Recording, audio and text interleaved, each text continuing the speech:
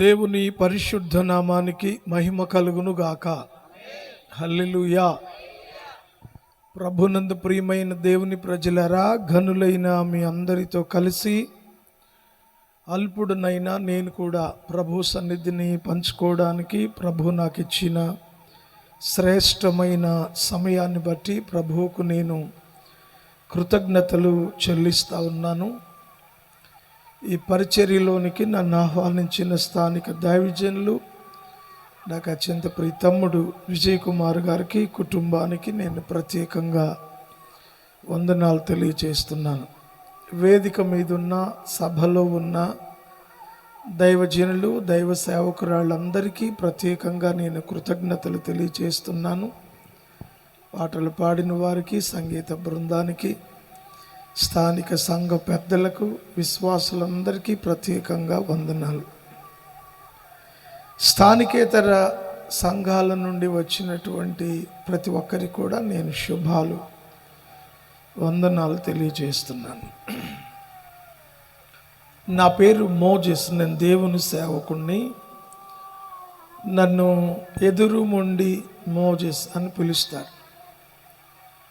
నేను ఒక హైందవ ఛాతాద శ్రీ వైష్ణవ కుటుంబంలో జన్మించి యేసు ప్రభువుని రక్షకునిగా స్వీకరించి ఆయన పరిచర్యలో కొనసాగుతూ ఈ రాత్రి మీ మధ్యలో ఆయన పక్షంగా, ఆయన ప్రతినిధిగా నిలబడి ఉన్నాను. ఈ ప్రాంతం నాకు పరిచయం. తరచూ ఈ ఊరి మీదుగా నేను ప్రయాణం చేస్తూ ఉండేవాడిని. కారణం ఏంటంటే, మా అత్తగారు పెదలంక, మూలంక దగ్గర పెదలంక మా అత్తగారు. సో తరచూ మా అత్తగారింటికి వచ్చే క్రమంలో నేను ఈ రూట్ గుండా ఎక్కువగా ప్రయాణం చేస్తూ ఉండే. రెండవదిగా చెప్పాల్సి వస్తే, నా ఆత్మీయ నాయకులు, మా గురువు గారు, మా మామయ్య గారు బిషప్ పరిశుద్ధ బాబాయ్ గారి సహవాసంలో ఇక్కడ పరిచర్య, కోరుకొల్లు, తామరకొల్లు పరిచర్య జరిగించబడతా ఉండేది. అప్పుడు పరిచర్య సందర్భంగా కూడా వచ్చినటువంటి సందర్భాలు ఉన్నాయి. సో ఈ రాత్రి మనం కలిసి దేవుని వాక్యాన్ని ధ్యానం చేయబోతా ఉన్నాము. నేను వాక్య భాగంలోకి వెళ్ళే మునుపు ఒక పల్లవి వచనం పాడతాను. నేను గాయకుడినేం కాదు, కానీ మీరు చాలాసేపటిగా కూర్చొని ఉంటారు. మీ వ్యక్తిగత అవసరాలు ఏమైనా ఉంటే తీర్చుకొని వచ్చి కూర్చోవడానికి పాడతాను. నేను ప్రసంగం మొదలు పెట్టాక మీరెవరూ అటు ఇటు తిరగకూడదు. సో అవసరాలు అందరికీ ఉంటాయి. ఎవరైనా అలా వెళ్ళి రావాలనుకుంటే నేను వాక్యం చదివిన తర్వాత చిన్న ప్రార్థన చేసి ఒక పల్లవి వచనం పాడతాను. ఈలోపే మీ పనులు ముగించుకొని కూర్చోండి. మీకు శనివారం భోజనం చేయాలనుకుంటే శనివారం తినేటట్లుగా ప్రసంగం చేస్తా. శనివారం మాకు తినటం అలవాటు లేదంటే ఆదివారం తినేటట్లుగా ప్రసంగం చేస్తా. సో ఏదైనా మీకే, choice is yours, no problem. ఈ రాత్రికాల ధ్యాన వాక్యంగా పరిశుద్ధ గ్రంథంలో నుండి న్యాయాధిపతుల గ్రంథంలో 11వ అధ్యాయము 11వ వచనం నేనే చదువుతాను. తీసి అకాయ్, న్యాయాధిపతులు పాత నిబంధనలో ఉంటుంది, నువ్వు కొత్త నిబంధనలు ఎదుగుతున్నావు. పాత నిబంధన గ్రంథంలో న్యాయాధిపతుల గ్రంథం మనం చదివే వాక్యం 209వ పేజీలో ఉంటుంది. 11వ అధ్యాయం 11వ వచనం. కాబట్టి యెఫ్తా గిలాదు పెద్దలతో కూడా పోయినప్పుడు జనులు తమకు ప్రధానునిగాను అధిపతినిగాను అతని నియమించుకొనిరి. అప్పుడు యెఫ్తా మిస్పాలో యెహోవా సన్నిధిని తన సంగతి అంతయు వినిపించెను. వచనం మళ్ళీ చదువుతాను, వినండి. కాబట్టి యెఫ్తా గిలాదు పెద్దలతో కూడా పోయినప్పుడు జనులు తమకు ప్రధానునిగాను అధిపతినిగాను అతని నియమించుకొనిరి.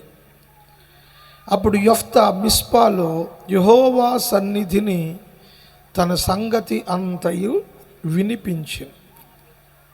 వాక్యం కొరకు చిన్న ప్రార్థన చేశాక నేను మళ్ళీ తెలుగులోనే చెప్పానుగా, వేరే భాషలో చెప్పలేదుగా, మీకు అర్థమైంది అనుకుంటున్నా. కాస్త మంచినీళ్ళు తాగాలన్నా, 4 అడుగులు అటు బయటికి వేసి రావాలన్నా నా పాట అయిపోయే లోపే, తర్వాత కదిలితే అప్పుడే ఓహో ఈయన ఎదురుమొండి మోజేస్ గారు కదా అనిపిస్తుంది మీకే, లేకపోతే మంచిగానే ఉంటుంది. ప్రార్థన. సకలాశీర్వాదములకు కారణభూతుడా, సర్వాధికారి, సర్వశక్తిమంతుడా, ఘనుడా, గొప్పదేవా, నీ ఘననామాన్ని బట్టి మీకు వందనాలు, కృతజ్ఞతలు, స్తోత్రాలు చెల్లిస్తున్నాను నాయనా. ఈ ప్రాంత ప్రజలను ప్రేమించి మీ సేవకులు విజయ్ కుమార్ గారిని, కుటుంబాన్ని నిలబెట్టుకొని మీరు జరిగిస్తున్న నీ పరిచర్య కొరకు స్తోత్రాలు. పరిచర్యను దీవించండి, కుటుంబాన్ని దీవించండి. నీ కుమారుడు శారీరకంగా బలహీనంగా ఉండగా నీ శిలువ రక్త ప్రోక్షణ చేత పరిపూర్ణమైన ఆరోగ్యాన్ని, రెట్టింపు శక్తిని అనుగ్రహించి బహుబలంగా నీ పని కొరకు వాడుకొనండి. సభలో ఉన్న నీ సేవకులు, వారి కుటుంబాలు, సంఘాలు, పరిచర్యలను దీవించండి. కూడి వచ్చిన ప్రజలతో మాట్లాడండి. అల్పుడను, కొద్దివాడను, నిష్ప్రయోజకుడను నన్ను మరుగుపరిచి మీరు మాట్లాడి మహిమ పొందండి. యేసు నామంలో ప్రార్థిస్తున్నాము తండ్రి, ఆమేన్. అమ్మ కన్న మిన్నవో యేసయ్యా, నాన్న కన్న మిన్నవో యేసయ్యా, నీ ప్రేమ కొలువలేనిది, నీ కృపాంతము లేనిది,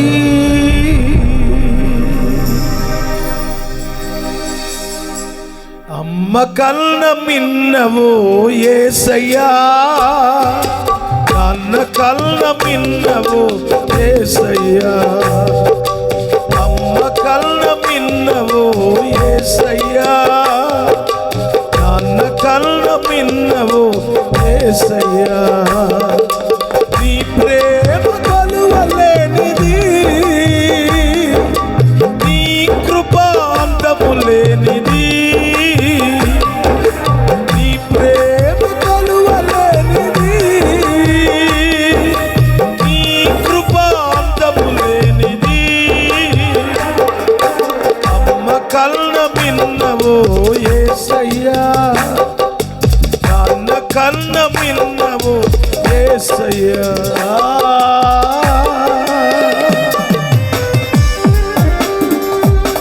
వీలు కలిగిన వాళ్ళందరూ చప్పట్లు కొట్టండి, వీలైతే చప్పట్లు కొట్టండి. మీకు చప్పట్లు కొట్టాలనిపిస్తే, ప్రభువుని స్తుతించాలనిపిస్తే చప్పట్లు కొట్టి ప్రభు నామాన్ని మహిమపరచండి. బలవంతమేం లేదు, బలవంతంగా భక్తి చేయకూడదు, హృదయపూర్వకంగా భక్తి చేయాలి.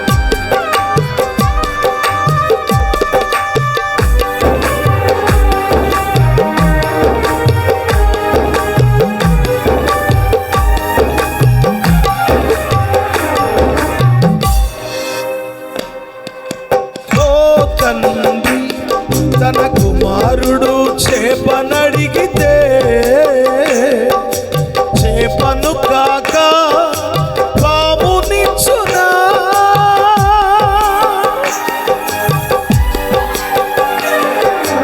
ఓ తండ్రి తన కుమారుడు చేపనడిగితే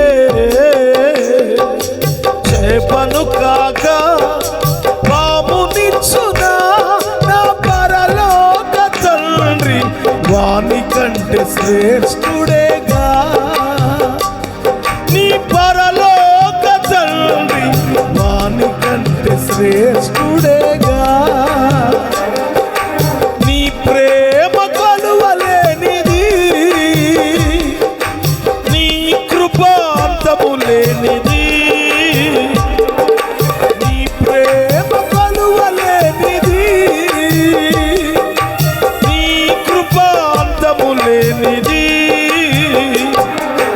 అమ్మ కన్న భిన్నము యేసయ్యా, నాన్న కన్న భిన్నము యేసయ్యా. హల్లెలూయా. అందరు చేతులు పైకెత్తి స్తోత్రం చెప్దామా? హల్లెలూయా. మంచిది. ప్రియమైన దేవుని సంగమా, దేవుని ప్రజలారా, మనం చదువుకున్న దేవుని వాక్యం న్యాయాధిపతుల గ్రంథంలో నుండి 11వ అధ్యాయము 11వ వచనం. ఈ వచన భాగంలో యెఫ్తా అనబడిన వ్యక్తి జనుల మీద అధిపతిగాను ప్రధానిగాను నియమింపబడడం అనేది మనం చూస్తూ ఉన్నాము. ఆ సందర్భంగా అతడు మిస్పాలో ఉన్న యెహోవా మందిరమునకు వెళ్ళి తన సంగతి అంతయు వినిపించెను అనే మాటలు. ఈ మాటల వెనుక ఉన్నటువంటి దైవికమైన సంగతులను ఈ రాత్రి మనం ధ్యానం చేద్దాము. మనం చదువుకున్న వాక్య భాగము న్యాయాధిపతులు. ఈ అధిపతులు, న్యాయాధిపతులు అనే దానికి బీజం, పునాది ఎక్కడ పడింది అంటే దేవుని ప్రజలైన ఇశ్రాయేలీలు మోషే నాయకత్వంలో ఐగుప్తు దేశం నుండి బయటకు వచ్చి ఎర్ర సముద్రాన్ని దాటి అరణ్య ప్రయాణం చేసే రోజులవి. ఒకరా ఇద్దరా, ఇంచుమించు 6 లక్షల కాల్బలం, 22 లక్షల మంది ప్రజలకు ఒకే నాయకుడు. ఈ 22 లక్షల మందిలో 6 లక్షల కాల్బలంలో ఏదో ఒక చిన్న చితక గొడవ అనేది వస్తూ ఉండేది. సో అది కామన్. ఒక 100 మంది ఓ సంఘంలో ఉంటే ఆ 100 మందిలోనే ఏదో గొడవ వస్తూ ఉంటుంది. దాన్ని పాస్టర్ గారి దగ్గరికి తీసుకొస్తారు. దానికి ఆయన న్యాయం చెయ్యాలి. ఈ న్యాయం చేసే క్రమంలో కొంతమందికి పాస్టర్ గారు వ్యతిరేకం కావచ్చు, మాకు అనుకూలంగా చెప్పలేదు, వాళ్ళకు అనుకూలంగా మాట్లాడాడు పాస్టర్ గారు, ఆయన పార్టీ వాళ్ళ పార్టీ, ఇలా సంఘంలో చిన్న చిన్న సమస్యలు కూడా వస్తాయి. ఇవన్నీ సరే దేవుడు తొలగిస్తాడు. అయితే ఈ వ్యాజ్యాలన్నీ మోసే దగ్గరకు వచ్చాయి, గొడవలన్నీ మోసే దగ్గరికే వచ్చాయి. నాయకుడు కదా. వీళ్ళ గొడవలన్నీ తీర్చే క్రమంలో కట్టుకున్న భార్యతో, కడుపును పుట్టిన పిల్లలతో కూడా సంతోషంగా గడిపే సమయం దొరకట్లే. అది వాళ్ళ మామ, పిల్లనిచ్చిన మామ చూశాడు. కూతురు బతికెట్ అయిపోతుందని గమనించి ఓ రోజు అల్లుడి దగ్గరికి వచ్చి, మీతో కొంచెం మాట్లాడాలనుకుంటున్నాను. ఏంటి మావయ్య గారు చెప్పండి అంటే, ఇలా గొడవలన్నీ తీరుస్తూ కూర్చుంటే నువ్వు ఎలా సంతోషిస్తావు? నీకైనా మంచి ఆరోగ్యం అది కావాలి కదా, విశ్రాంతి కావాలి కదా. కాస్త పిల్లలు, నీ భార్య నీ కొరకు ఎదురు చూస్తున్నారు. ఏం చేయమంటారు మరి, నా బాధ్యత కదా అన్నాడు. నేను ఒక సలహా చెప్తాను అన్నాడు మామగారు. సరే చెప్పండి మామయ్య అంటే, వీళ్లను గుంపులుగా విడగొట్టి వాళ్ళ మీద నాయకులను, అధిపతులను పెట్టు. 100 మంది మీద ఒక నాయకుడు లేక ఒక అధిపతి, 1000 మంది మీద ఒక అధిపతి, ఇలా అధిపతులను పెట్టు. వాళ్ళు ఆ గుంపులకు సరిపడినటువంటి న్యాయాన్ని వాళ్ళు చేస్తారు. అప్పుడు కేసులు తగ్గుతాయి, నీ దగ్గరకు వచ్చే కేసులు. వాళ్ళ వలన కాని కేసులు ఏదైనా ఉంటే నీ దగ్గరకు వస్తే నువ్వు తీర్పు తీర్చు. ఎలా ఉంది సలహా అన్నాడు. బాగుంది, అలాగే చేద్దామని అరణ్య యాత్రలో మోషే ఇశ్రాయేలీయుల మీద అధిపతులను పెట్టాడు, నాయకులను పెట్టాడు తీర్పు తీర్చడానికి. అదే కాలక్రమంలో మనకు న్యాయ వ్యవస్థకు నమూనాగా తీసుకోబడింది. జిల్లా కోర్టులని, హైకోర్టు అని, సుప్రీంకోర్టు అని, కోర్టుల పైన కోర్టులు, ఇవన్నీ ఎలా వచ్చినాయి అంటే బైబిల్లో నుంచే వచ్చాయి. బైబిల్లో నుండే న్యాయ వ్యవస్థ, బైబిల్లో నుండే చట్టము ఈనాడు ప్రపంచం తీసుకొని దాన్ని కొనసాగిస్తుంది. ఎవడు నమ్మినా ఎవడు నమ్మకపోయినా ఇది 100 అణాల సత్యం. స్తోత్రం చెప్పండి. కాలక్రమంలో మోషే కాలం చేశాడు. యెహోషువ నాయకత్వంలో వీళ్ళు కనాను దేశంలోనికి వెళ్ళారు. ఇక తరువాత వాళ్ళ యొక్క అతిక్రమాన్ని బట్టి శత్రువుల చేతికి దేవుడు వాళ్ళని అప్పగించడం, ఆ శత్రువుల బారిన పడిన వాళ్ళు మొరపెట్టినప్పుడు వాళ్ళలో నుండి ఒక వ్యక్తిని నాయకునిగా, అధిపతిగా, న్యాయాధిపతిగా నిలబెట్టి తన ప్రజలకు మేలు చేయడం అనేది దేవుడు ఒక సాంప్రదాయాన్ని, పద్ధతిని తీసుకొచ్చాడు. అది న్యాయాధిపతుల కాలం. ఈ న్యాయాధిపతుల కాలంలో ఒక న్యాయాధిపతి పేరు ఈ రాత్రి మనం చదువుకున్నాం. ఇతని పేరు యెఫ్తా. పేరు గుర్తుపెట్టుకోండి. నేను చచ్చిపోయినా ప్రసంగం మీకు గుర్తుంటే చాలు. నేను గుర్తుండపోయిన బరలా పాస్టర్ గారు నేను మళ్ళీ చెబుతున్నా, మీకు ఏ పాస్టర్ గారు గుర్తుండక్కర్లా, భక్తి గుర్తుంటే చాలు. పాస్టర్ గారిని గుర్తుపెట్టుకుంటే భక్తి పోయినట్టే, భక్తి గుర్తుపెట్టుకుంటే పాస్టర్ గారు ఆటోమేటిక్ గుర్తుంటాడు. స్తోత్రం చెప్పండి. హల్లెలూయా.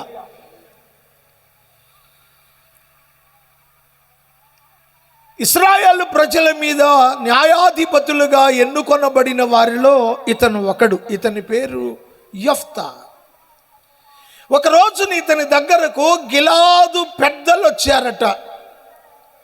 గిలాదు పెద్దలు అనగానే మీకు తెలియాలి, గిలాదు అనేది ఒక ప్రాంతం పేరు. మన ఊరు పేరు కోరుకొల్లు ఎలాగో ఆ ఊరి పేరు గిలాదు. గిలాదు అనే ఊరు నుండి కొందరు పెద్దలు వచ్చారు. ఎవరి దగ్గరికి? యెఫ్తా దగ్గరకు వచ్చారు. వచ్చి వీళ్ళు ఏం చెప్తున్నారంటే, నువ్వు మా మీద ప్రధానిగాను అధిపతిగా ఉండు, నువ్వు ఏది ఆజ్ఞాపిస్తే మేము అది చేస్తాం, మేము నీకు లోబడి ఉంటాం, మా కోరికను మన్నించి మా మీద న్యాయాధిపతిగా నువ్వు ఉండాలి అని కోరుకున్నారట. అంతటి గొప్ప ఆధిక్యత వచ్చినప్పుడు మనిషికి ఎంత సంతోషం కలుగుతుంది, అవునా కాదా? సంతోషమేనా? ఇప్పుడు కోరుకోళ్ళు పంచాయతీయే కదా, పంచాయతీయేనా? మేజర్ పంచాయతీ అయి ఉంటుంది. సో పంచాయతీ ఎలక్షన్లు వస్తాయి. ఓ పంచాయతీ ఎలక్షన్లో ఊరంతా మాట్లాడుకొని, పార్టీలో వాళ్ళంతా కలిసి కూర్చొని ఎలక్షన్ పెట్టుకొని, డబ్బులు ఖర్చు పెట్టుకొని, తాగబోసి తన్నుకొని గొడవలన్నీ ఎందుకురా, మా నూరు మొత్తానికి పలానా విజయ్ కుమార్ గారు చాలా మంచివాడు, ఆయన్ని సర్పంచ్గా ఈయన ఎన్నుకోరలే, మీరు కంగారు పడమాకండి. ఎందుకంటే బయట వినపడుతుంది. మరి బయట వాళ్ళు ఆ పాస్టర్ ఎవరు వచ్చి విజయ్ కుమార్ సర్పంచ్ చేస్తున్నాడు రా క్రైస్తవుల తరపున అనుకుంటారు. ఇట్లాంటి మాకు అక్కర్లా. క్రైస్తవుడికి అసలు రాజకీయం వద్దు. రాజకీయం కోరుకున్న ప్రతి క్రైస్తవుడు భ్రష్టుడైపోయాడు. నేను ఇంకా వివరంగా 100 చెప్పగలను. నేను టైం చూసుకుని మాట్లాడే అలవాటు నాది. దేవుని సంగమా, విశ్వాసులు మీలో ఎవరైనా వార్డు మెంబర్లుగా నిలబడమన్నా మాకు వద్దండి, మేము ప్రార్థన చేసుకుంటాం అని చెప్పండి. నన్ను ఎమ్మెల్యేగా నిలబడమని అడిగారు. దండం పెట్టి చెప్పి నేను నిలబడినని. ₹1 నువ్వు ఖర్చు పెట్టక్కర్లేదండి, నువ్వు నిలబడి చాలు. నాది ఆ పని కాదు, నా పని వేరు. ప్రియమైన దేవుని బిడ్డలారా, ఏకగ్రీవంగా ఈయన్నే ప్రెసిడెంట్గా ఎన్నుకుందాము, మనకొచ్చే ఫండ్ ఊరికి దేనికన్నా ఉపయోగించుకోవచ్చు అన్నారు. ఇప్పుడు విజయ్ కుమార్ గారికి ఎట్లా ఉంటుంది? ఏకగ్రీవంగా సర్పంచిని చేస్తే, అక్కాయ్ నువ్వు బైబిల్ చదివి వరగబెట్టేది ఏం లేదు, నా ముఖం చూడు, నా ముఖం చూడు. ప్రసంగం చేసే దైవజనుడు ముఖం చూడండి, బట్టలు చూడమాకండి. నెత్తి మీద ఎంటుకలు ఉన్నాయో లేవు చూడమాకండి. షూటా, బూటా, హ్యాటా, కోటా ఇవన్నీ వద్దు. ఎంత బోగసే. ముఖం చూడండి. ముఖం చూస్తే దైవ ప్రత్యక్షత చూడొచ్చంట. నేను చెప్పట్లా, బైబిలే. నా నోట్లోంచి మీరు ఏదింటే బైబిల్లో మీరు ఎత్తుకుంటే దొరుకుద్ది. ఓ రోజు పౌలు వాక్యం చెప్తున్నాడట. ప్రజల్లో నుండి కొందరు కేకలు పెట్టారట, పౌలా బాలకృష్ణలాగా ఉన్నావు అనలా. ఎందుకంటే ఒకసారి మా మామయ్య గారు, పెద్దయ్య గారు, పరిశుద్ధ బాబాయ్ గారు ఒక చర్చ్ ఓపెనింగ్కి వెళ్ళాలి. వాస్తవంగా ఆయన వెళ్ళాలి, కుదరలేదు. ఏదో మాటల సందర్భం, ఏమై మరి ఎవరు నన్ను పంపిస్తే ఎలా ఉంటుంది అంటే, మీ ఇష్టం మావయ్య గారు అన్న, పలానా ఆయన పంపిద్దామా అన్నాడు. సర్లే అన్న, పంపించాడు. ఆడ వెళ్ళి చర్చ్ ఓపెనింగ్ చేసి వచ్చాడు. మేమిద్దరు కూర్చుని మాట్లాడుకుంటున్నాం. ఏదో సందర్భంలో వచ్చాడు. ఏమా ఎలా జరిగింది చర్చ్ ఓపెనింగ్ అన్నాడు. అయ్యగారండి, అసలు జనం నా ప్రసంగం అయిన తర్వాత నా దగ్గరకు వచ్చి, అయ్యగారు అచ్చం మీరు బాలకృష్ణలాగా ఉన్నారండి అన్నారండి. ఆయనకున్న గొప్ప గుణం ఏంటంటే ముఖం మీద ఎవరిని తిట్టడు. ఏదని చెప్పాలనుకుంటే సింగిల్గా చెప్తాడు. నాకున్న అలవాటు ఏంటంటే ఏదన్నా ముఖాన్ని పగలగొడతా, ఎవడేమని అనుకోని. సిగ్గులేదారా అన్న ఇట్టాగా నేను. నిన్నొక బాలకృష్ణ అని విశ్వాసులు అన్నారంటే నీ బ్రతుకులో, నీ ముఖంలో భక్తుడు కనపడలా, ఇంకేం కావాలి వాళ్ళకి? సిగ్గులేదా అన్న ఇట్టాగా. అదేంటే అన్న నేనే. అంతే మావయ్య గారు, మనల్ని చూస్తే దేవుడు, దేవదూతలు కనపడ్డారనేది వాళ్ళకు అనుభవం కలగాలి తప్ప సినిమా యాక్టర్ కనపడితే ఇంక అంతకంటే సిగ్గుచేటే ఉంది అసలు. దాన్ని బట్టి అర్థం చేసుకోండి వీడు ఎంత మేకప్ వేసుకెళ్ళి ఉంటాడు. పౌలు ప్రసంగం చేస్తుంటే ప్రజలు అన్నారట, పౌలా నువ్వు దేవుని దూత వలె ఉన్నావు అన్నారట వాళ్ళు. దానికి చప్పట్లు కొట్టారు, నాకు కాదు. నా కోసం ఎప్పుడు చప్పట్లు కొట్టకల్లా. నేను చప్పట్లు కొట్టే అంత గొప్పవాడిని ఏం కాదు. ప్రభు కోసం కొట్టండి, ప్రభు మహిమ అర్థమైతే కొట్టండి. దేవుని వాక్యంలో దైవ శక్తి ప్రస్ఫుటంగా మీరు అనుభవిస్తే చప్పట్లు కొట్టండి. నా కోసం కొట్టదు. ఇప్పుడు పౌలు వలె ఉన్నావు అన్నారట. అంతకంటే కాంప్లిమెంట్ ఇంకేమైనా కావాలా? అంతకంటే కాంప్లిమెంట్ ఇంకేమైనా కావాలా పౌలు గారికి? చెప్పండి. ఆ దైవ ప్రత్యక్షతని దైవజనుని ముఖంలో నువ్వు చూడాలంటే వాక్యం వినేటప్పుడు ఆయన ముఖాన్ని చూడు. ఆ ముఖంలో ఖచ్చితంగా తీక్షణంగా వాక్యం వినే అలవాటు నీకుంటే నీ సంఘ కాపరి ముఖంలో దైవ ప్రత్యక్షత నువ్వు చూడొచ్చు.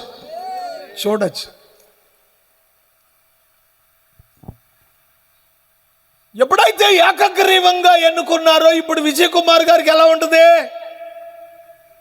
ఎక్కలేని సంతోషం. హాయ్, మన ఫాలోవర్స్ ఎవర్రా? అందరు వచ్చారు. ఒక 5 లక్షల మొఖాన్ని వేసి పార్టీ చేసుకోండిరా. ఇవాళ నేను ఏకగ్రీవంగా సర్పంచ్గా ఎన్నుకోబడ్డా, పార్టీ చేసుకోండి. ఇప్పుడు వాళ్ళు ఏం చేస్తారు? పెద్ద ట్రాక్టరో లారీయో పెట్టి దాని మీద ధాన్యం దొల్లగొట్టే బల్లలు, హరిక చెప్పే బల్లలు 2 వేసి దాని మీద మహారాజా కుర్చీ కూర్చోబెట్టి దాని మీద విజయ్ కుమార్ గారిని కూర్చోబెట్టి ఫుల్గా దండలేసి గులాం కొట్టి డీజే పెట్టి మందు కొట్టి కోరుకొల్లు మొత్తం తిరిగేస్తారు. ఊరేగింపు. అవునా కాదా? అడ్డంగా చేతులు పెడితే నిద్ర వచ్చేది నీకే, ఇబ్బంది పడతావు తర్వాత.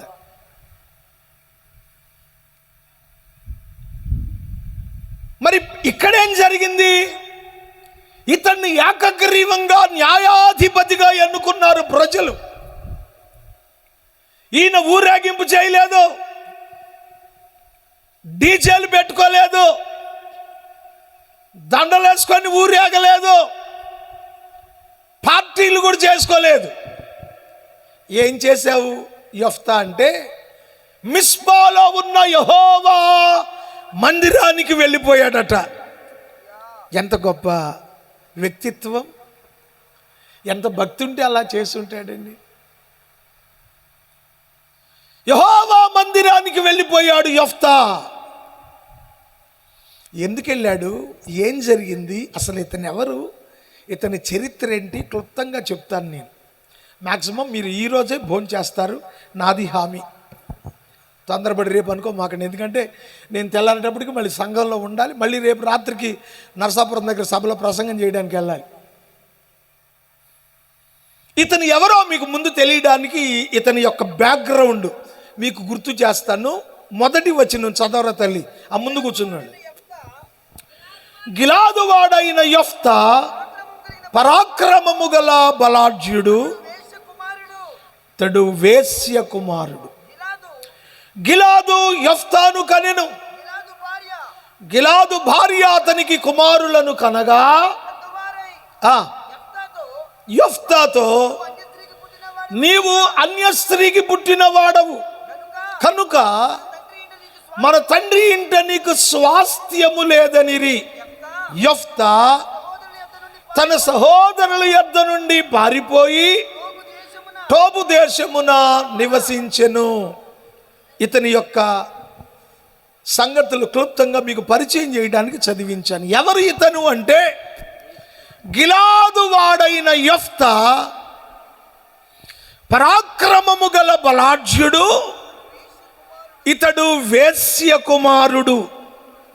గిలాదు యెఫ్తాను కనెను అనందు. మళ్ళీ ఇక్కడ అంటే దీని అర్థం ఏంటంటే, ఆ ఊరి పేరు గిలాదు, ఆ ఊరిలో గిలాదు అనే ఒక వ్యక్తి ఉన్నాడు.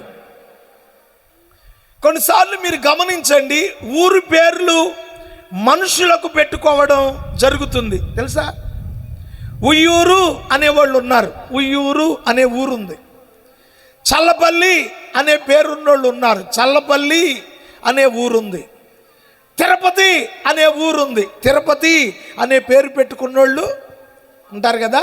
అలాగే గిలాదు అనే ఊరిలో గిలాదు అనేవాడు ఒకడున్నాడు. ఇతనికి ఓ కొడుకు పుట్టాడు, ఇతని పేరే యెఫ్తా.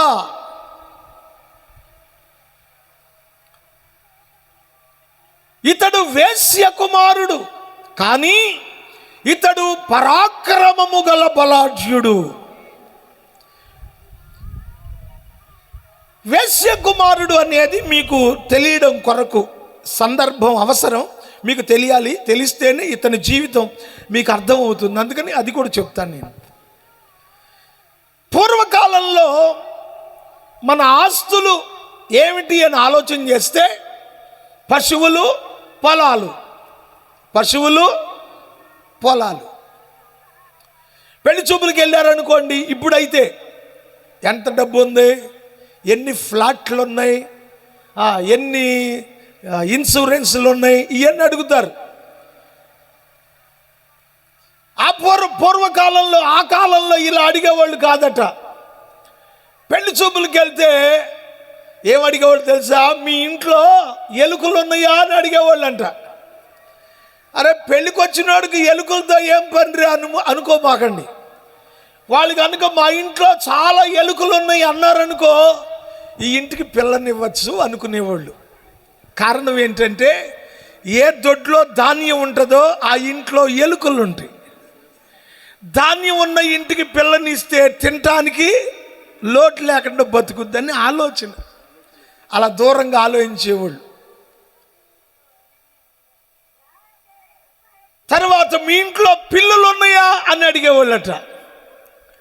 మా ఇంట్లో పిల్లులు ఉన్నాయి అంటే అర్థం ఏంటంటే వీళ్ళకి పాడి ఉంది, పాలు పెరుగు లోటు లేదు. ఏ ఇంట్లో పాలు పెరుగు ఉంటే ఆ ఇంట్లో నువ్వు పిలవకుండానే పిల్లులు వస్తాయి. సో ఎలుకలు పిల్లులు ఉంటే ఆ ఇంటికి పిల్లనివ్వచ్చు, తినటానికి ఏ లోటు. ఆ కాలపు నమ్మకం. మీరు బైబిల్ చదివిన అనుభవం మీకు ఉంది, లేకపోతే విన్న అనుభవం అయినా మీకు ఉంది కనుక బైబిల్లో పాత నిబంధన కాలపు భక్తుల చరిత్ర చదివే క్రమంలో వీళ్ళ ఆస్తులు అని కనుక మనం చూస్తే ద్రాక్ష తోటలు, ఒలీవ చెట్లు, అంజూరపు తోటలు, గాడుదలు, ఒంటెలు, ఎడ్లు, గొర్రెలు, ఇవే వీళ్ళ ఆస్తి. అప్పుడు గిలాదు అనేవాడు ఆ ఊరిలో మిగుల ఆస్తి కలిగిన వాడు, విస్తారమైన పశువులు కలిగినటువంటి వాడు. ఈ విస్తారమైన గొర్రెలు కలిగినటువంటి యజమానులు సంవత్సరానికి ఒక పర్యాయం గొర్రెల బొచ్చు కత్తిరించడానికి ఆ కత్తిరించే వాళ్ళ దగ్గరకు ఈ మందలు తోలుకెళతారు. ఎడారుల్లో డేరాలు వేసుకొని గొర్రె బొచ్చు కత్తిరించే వాళ్ళు అక్కడ ఉంటారన్నమాట. పని వాళ్ళని వెంట పెట్టుకొని యజమానులు ఈ గొర్రెలు తోలుకొని నడిచి నడిచి నడిచి కొన్ని రోజుల పాటు నడిచి కొన్ని నెలల పాటు ఇంటికి దూరంగా ఉండేవాళ్ళు ఈ పని కొరకు వెళ్ళినప్పుడు. ఈ క్రమంలో మరి అందరూ మగవాళ్ళు నిగ్రహంగా ఉంటారా అంటే ఉండలేరు. ఎక్కడో దాకెందుకండి, చాలా కుటుంబాల్లో పిల్లం మొట్టమొదటి కాన్పుకి వెళ్ళినప్పుడే మగవాడు చెడిపోతాడు. పిల్లని వేసుకొచ్చేలోపు వీడు రెండో దాన్ని ఎక్కడ ఎత్తుకుంటాడు. బోళ్ళు కాపురాలు. అలాగని అందరూ కాదు, నిగ్రహంగా ఉండే వాళ్ళు కూడా ఉంటారు. అయితే నిగ్రహం లేని వాళ్ళ యొక్క శరీర కోరికలు తీర్చడానికి వేశ్యలు కాచుకుని ఉండేవాళ్ళు అప్పుడు ఇప్పుడు ఎప్పుడు కూడా. సో వీళ్ళు వాళ్ళను ఆశ్రయించినప్పుడు వీళ్ళ వలన వాళ్లకు పిల్లలు పుడితే పిల్లల్ని వీళ్ళు తెచ్చుకుంటారు, వేశ్యలకు ఇవ్వరు. నువ్వు ఇచ్చిన వేశ్యలు తీసుకోరు, వాళ్లకు అది గిట్టదు, కుదరదు, వీలు కాదు. మీకు ఇంకా అర్థం కావాలంటే, యూదా తన భర్తను తన దగ్గరకు పంపలేదని కోడలైన తామారు ప్లాన్ వేసింది. ఎక్కడ దొరుకుతాడో ఈ ముసలోడని. దొరికాడు, గొర్రెలు బొచ్చుకాడి దొరికాడు. ఆడు కూడా వేసింది, గుడారం వేసి ప్లాన్ వేసి రప్పించి బతుకు బయట పెట్టి తన పనేదో తను చేసుకుపోయింది. అలాగే గిలాదు కూడా వేశ్యతో పోయినప్పుడు వేశ్య వలన ఒక కొడుకు పుట్టాడు. పుట్టినోడిని తెరుచుకున్నాడు. ఆ అమ్మాయికి తులమో పలమో ముట్ట చెప్పాడు, అయిపోయింది. చంటి బిడ్డను వేసుకుని ఇంటికి వస్తే ఊరు వాడ ఏంట్రా ఏంట్రా అంటే, ఏముంది నాకే పుట్టాడు, వీడు నా బల ప్రారంభం, అందుకే తెచ్చుకున్నా. సర్లే తెచ్చుకున్నా లేరా, మరి వీడికి భార్య కావాలిగా. ఊళ్ళో కాస్త పరిచయం అయిన వాళ్ళలో బట్టి వీడి సంగతి అంతా చెప్పి మొత్తం మీద పెళ్లి చేశారు. చేసుకున్న భార్యకు మళ్ళీ కొడుకులు పుట్టారు.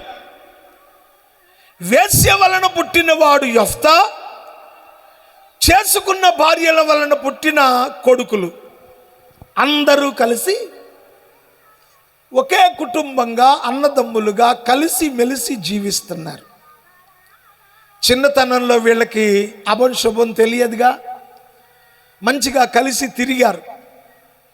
ఆ వాడకట్లో ఈ పిల్లల జోలికి ఎవడు వచ్చేవాడు కాడు. ఎవడన్నా పిల్లల్ని కొడతానికి వస్తే పెద్దోడు అన్నయ్య, ఎవడాడు యెఫ్తా, పరాక్రమము గల బలాఢ్యుడు కదా, వెళ్ళి వాడి మీద పడి కొట్టొచ్చేవాడు కాబోలు. తమ్ముళ్ళకి అన్నయ్య అంటే ఎక్కడలేని ప్రేమ. మా అన్నయ్య మాతో ఉండబట్టి ఈ వాడకట్లో మా వెనకెవడు చూడలేదు. అన్నయ్య నువ్వు మావులాడు కాదురా అని అన్నయ్యని హత్తుకున్నారు. తమ్ముళ్ళను చూసుకుని మురిసిపోయాడు. అలా పెరిగి పెరిగి పెరిగి పెద్దోళ్ళు అయ్యారు.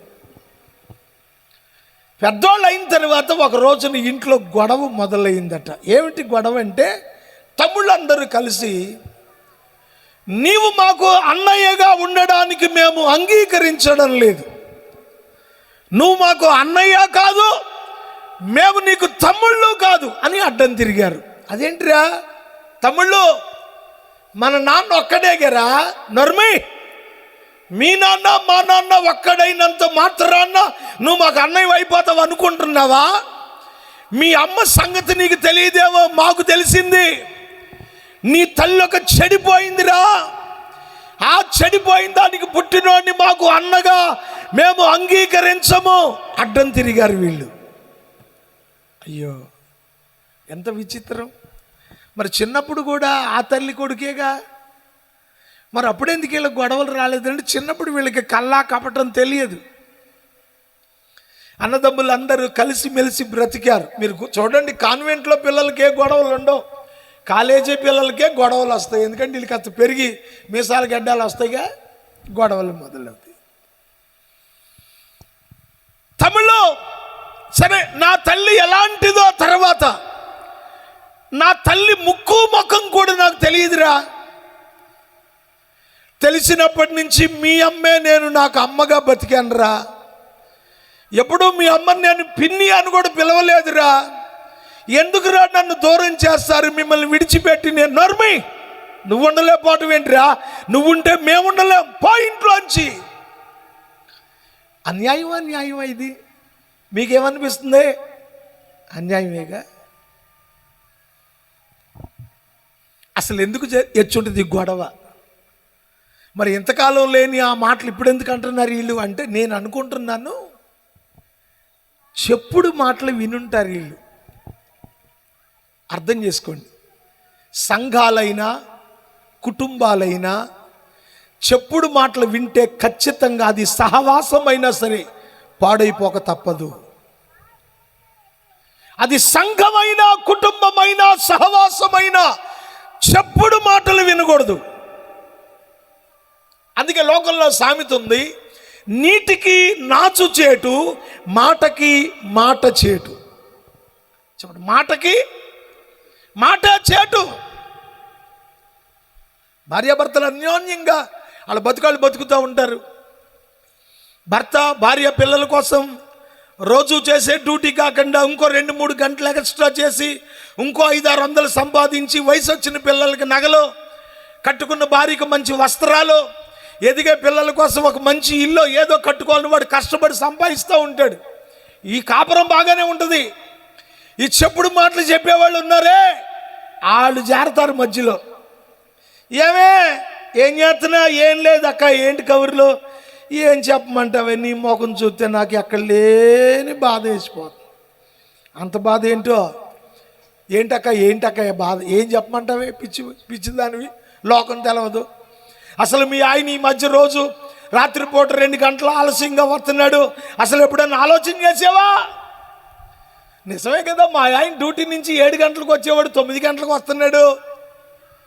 నిజమే అక్క, నేను నీకు ఆ మాత్రం తెలివి ఉంటే కాపురం పెట్టేందుకు ఉంటుంది? సిగురుకోట అడ్డ రోడ్లు ఆగుతున్నాడంటే దీనికి అసలు అనుమానమే లేదు మొగుడు మీద. ఈ చెప్పుడు మాటలు మొదలు సిగురుకోట కాడికి వెళ్ళింది వ్యవహారం. యథాప్రకారం ఓవర్ డ్యూటీ చేశాడు, ఎక్స్ట్రా డ్యూటీ చేశాడు. రోజు ఇంటికి వచ్చేటప్పటికి ఉడికి నీళ్ళు కాసి పెట్టేది పొయ్యి మీద. ఇక ఎప్పుడైతే చెప్పుడు మాటలిందో భర్త వచ్చాడు, అమ్మాయి నీళ్ళు పెట్టావా? నీళ్ళ? నువ్వు ఇక్కడికి వచ్చి స్నానం చేస్తావు, నాకేం తెలుసు? ఇక్కడికి వచ్చి ఎక్కడ చేస్తానే? అదే చిగురుకోటలో చేస్తున్నావు అంటగా. ఓసి నీ ఎరి దొంగల దోల చిగురుకోట్ల నేను స్నానం చేయడానికి అక్కడ నాకు తెలిసిలే. ఈ మధ్య నువ్వు ఎందుకు 2 గంటలు ఆలోచన? కాపురం నాశనం. ఆడి కోపం వచ్చింది. నీకోసం పిల్లల కోసం నేను కష్టపడుతుంటే లేనిపోయినాయని నాకు అంట కడతావా? తీసి 4 బీగుతాడు, ఇది పుట్టింటికి పోయింది. కాపురం నా చెప్పుడు మాటలు చెప్పింది బాగానుంది, దాని మొగుడి దగ్గర అదే ఉంది, దీని మొగుడే పోయాడు.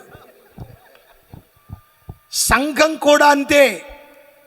సేవకుడి మీద చెడు మాటలు చెప్పేవాళ్ళు వస్తారు, విశ్వాసుల మీద సేవకుడికి చెప్పుడు మాటలు చెప్పేవాళ్ళు ఉంటారు. సహవాసం అయినా అంతే. డైరెక్టర్కి చెప్పుడు మాటలు చెప్పేవాళ్ళు ఉంటారు, డైరెక్టర్ మీద చెప్పుడు మాటలు చెప్పేవాళ్ళు ఉంటారు. వినకూడదు. ఎన్నయన్నీ పాడైపోయినాయి, కళ్ళారా చూస్తున్నా నేను. మాటకి మాట చేటు, నీటికి వీళ్ళు చెప్పుడు మాటలు. ఒరేయ్ పెద్ద మా అన్నయ్య ఏదో గంబడి కండలేసుకుని మీ వెనకాల పడి తిరుగుతున్నాడు కదని ఓ ఎగేసుకుంటా అన్నో మీదేసుకొచ్చేస్తున్నారు. అసలు ఆడు బతికేంటో తెలుసురా మీకు? మా అన్నయ్య గురించి చెప్పడా? నువ్వెవడరా? ఆగో, మీ అన్నయ్య వాళ్ళ అమ్మ ఎవరో తెలుసా? అదేంటి? అవునరా, ఒక చెడిపోయిన దానికి పుట్టాడు మీ అన్నయ్య. ఒక వేశ్యకు పుడితే మీ నాన్న తెచ్చుకున్నాడు రా. అలాంటి చెడిపోయినోడిని మీరు అన్నయ్య అంటానికి సిగ్గులేదు మీకు? యాదవల్లారా, చెడు మాటలు హృదయంలో మనసులో నాటుకుపోయినాయి. ఇప్పుడు ఒక మంచి సహవాసాన్ని చీలిపోయేటట్టు చేశారు. పాయింట్లోంచి ఏడుస్తున్నాడు. నువ్వు ఎంత ఏడ్చినా ఇక్కడ ఆలోచించేవాడు ఎవడు లేడు. నీకు మా ఇంట్లో ఖాళీ లేదు, వెళ్ళిపో, తప్పదు, వెళ్ళిపోవాలి. తమ్ముడు, సరిలేరా, మీరు నన్ను అర్థం చేసుకున్న రోజునే నేను వస్తాలేరా, నేను ఎక్కడున్నా మీరు మంచిగా ఉండాలని కోరుకుంటానురా, నేను మీ అన్నయ్యరా, నా దారిని నేను పోతాను, కొడుకుగా తండ్రి ఆస్తిలో నాకు వాటా వస్తుందిగా, నా వాటా నాకు ఇచ్చేయండి. ఆస్తి అసలు నువ్వు మా అన్నవే కాదంటే మళ్ళీ మా నాన్న ఆస్తిలో వాటా అంటావేంటి? చిల్లి గవ్వ కూడా నీకు ఇవ్వం. ఎవడికి చెప్పుకుంటావు చెప్పుకో. ఎంత అన్యాయం! ఈ లోకంలో దౌర్జన్యం రాజ్యమేలుతోంది. అన్యాయానికే పట్టం కట్టే ప్రజలు, దుర్మార్గానికి కొమ్ము కాసే దౌర్భాగ్యులు ప్రబలుతున్న రోజుల్లో మనం భక్తి చేస్తున్నామన్న సంగతి గుర్తుపెట్టుకోండి. స్తోత్రం చెప్పండి. ఎంత అన్యాయం! కీర్తనాకారుడు అంటాడు, దేవా, కపటము కలిగి దౌర్జన్యము చేయి వారి చేతిలో నుండి నాకు విడుదల కలిగించు నాయనా. అప్పుడే ఉంది కపటం, ఇప్పుడు ఉండడం పెద్ద గొప్పే ఉంది. ఆస్తిలో చిల్లిగవ్వ కూడా ఇవ్వలేదు. అవమాన భారంతో, కడుపు నిండా దుఃఖంతో తల దించుకొని దిక్కులేని వాడుగా గిలాదు నుంచి యెఫ్తా వెళ్ళిపోతా ఉన్నాడు. ఊళ్ళోంచి వెళ్తుంటే ఆ మర్రి చెట్టు కింద పెద్దలందరూ కూర్చొని ఉన్నారు. అరే యెఫ్తా, ఏంట్రా ఎప్పుడు రొమ్మిర్చుకుని నడిచేవాడు, తలంచుకుని పోతున్నావు? తలెత్తి చూస్తే కళ్ళ వెంట నీళ్లు కారుతున్నాయి. ఏమైందిరా నీకు? చెప్పరా, ఊరేమన్నా గొడ్డుపోయింది అనుకున్నావా? నీకేదన్నా అన్యాయం జరిగితే మేమున్నాం, చెప్పరా.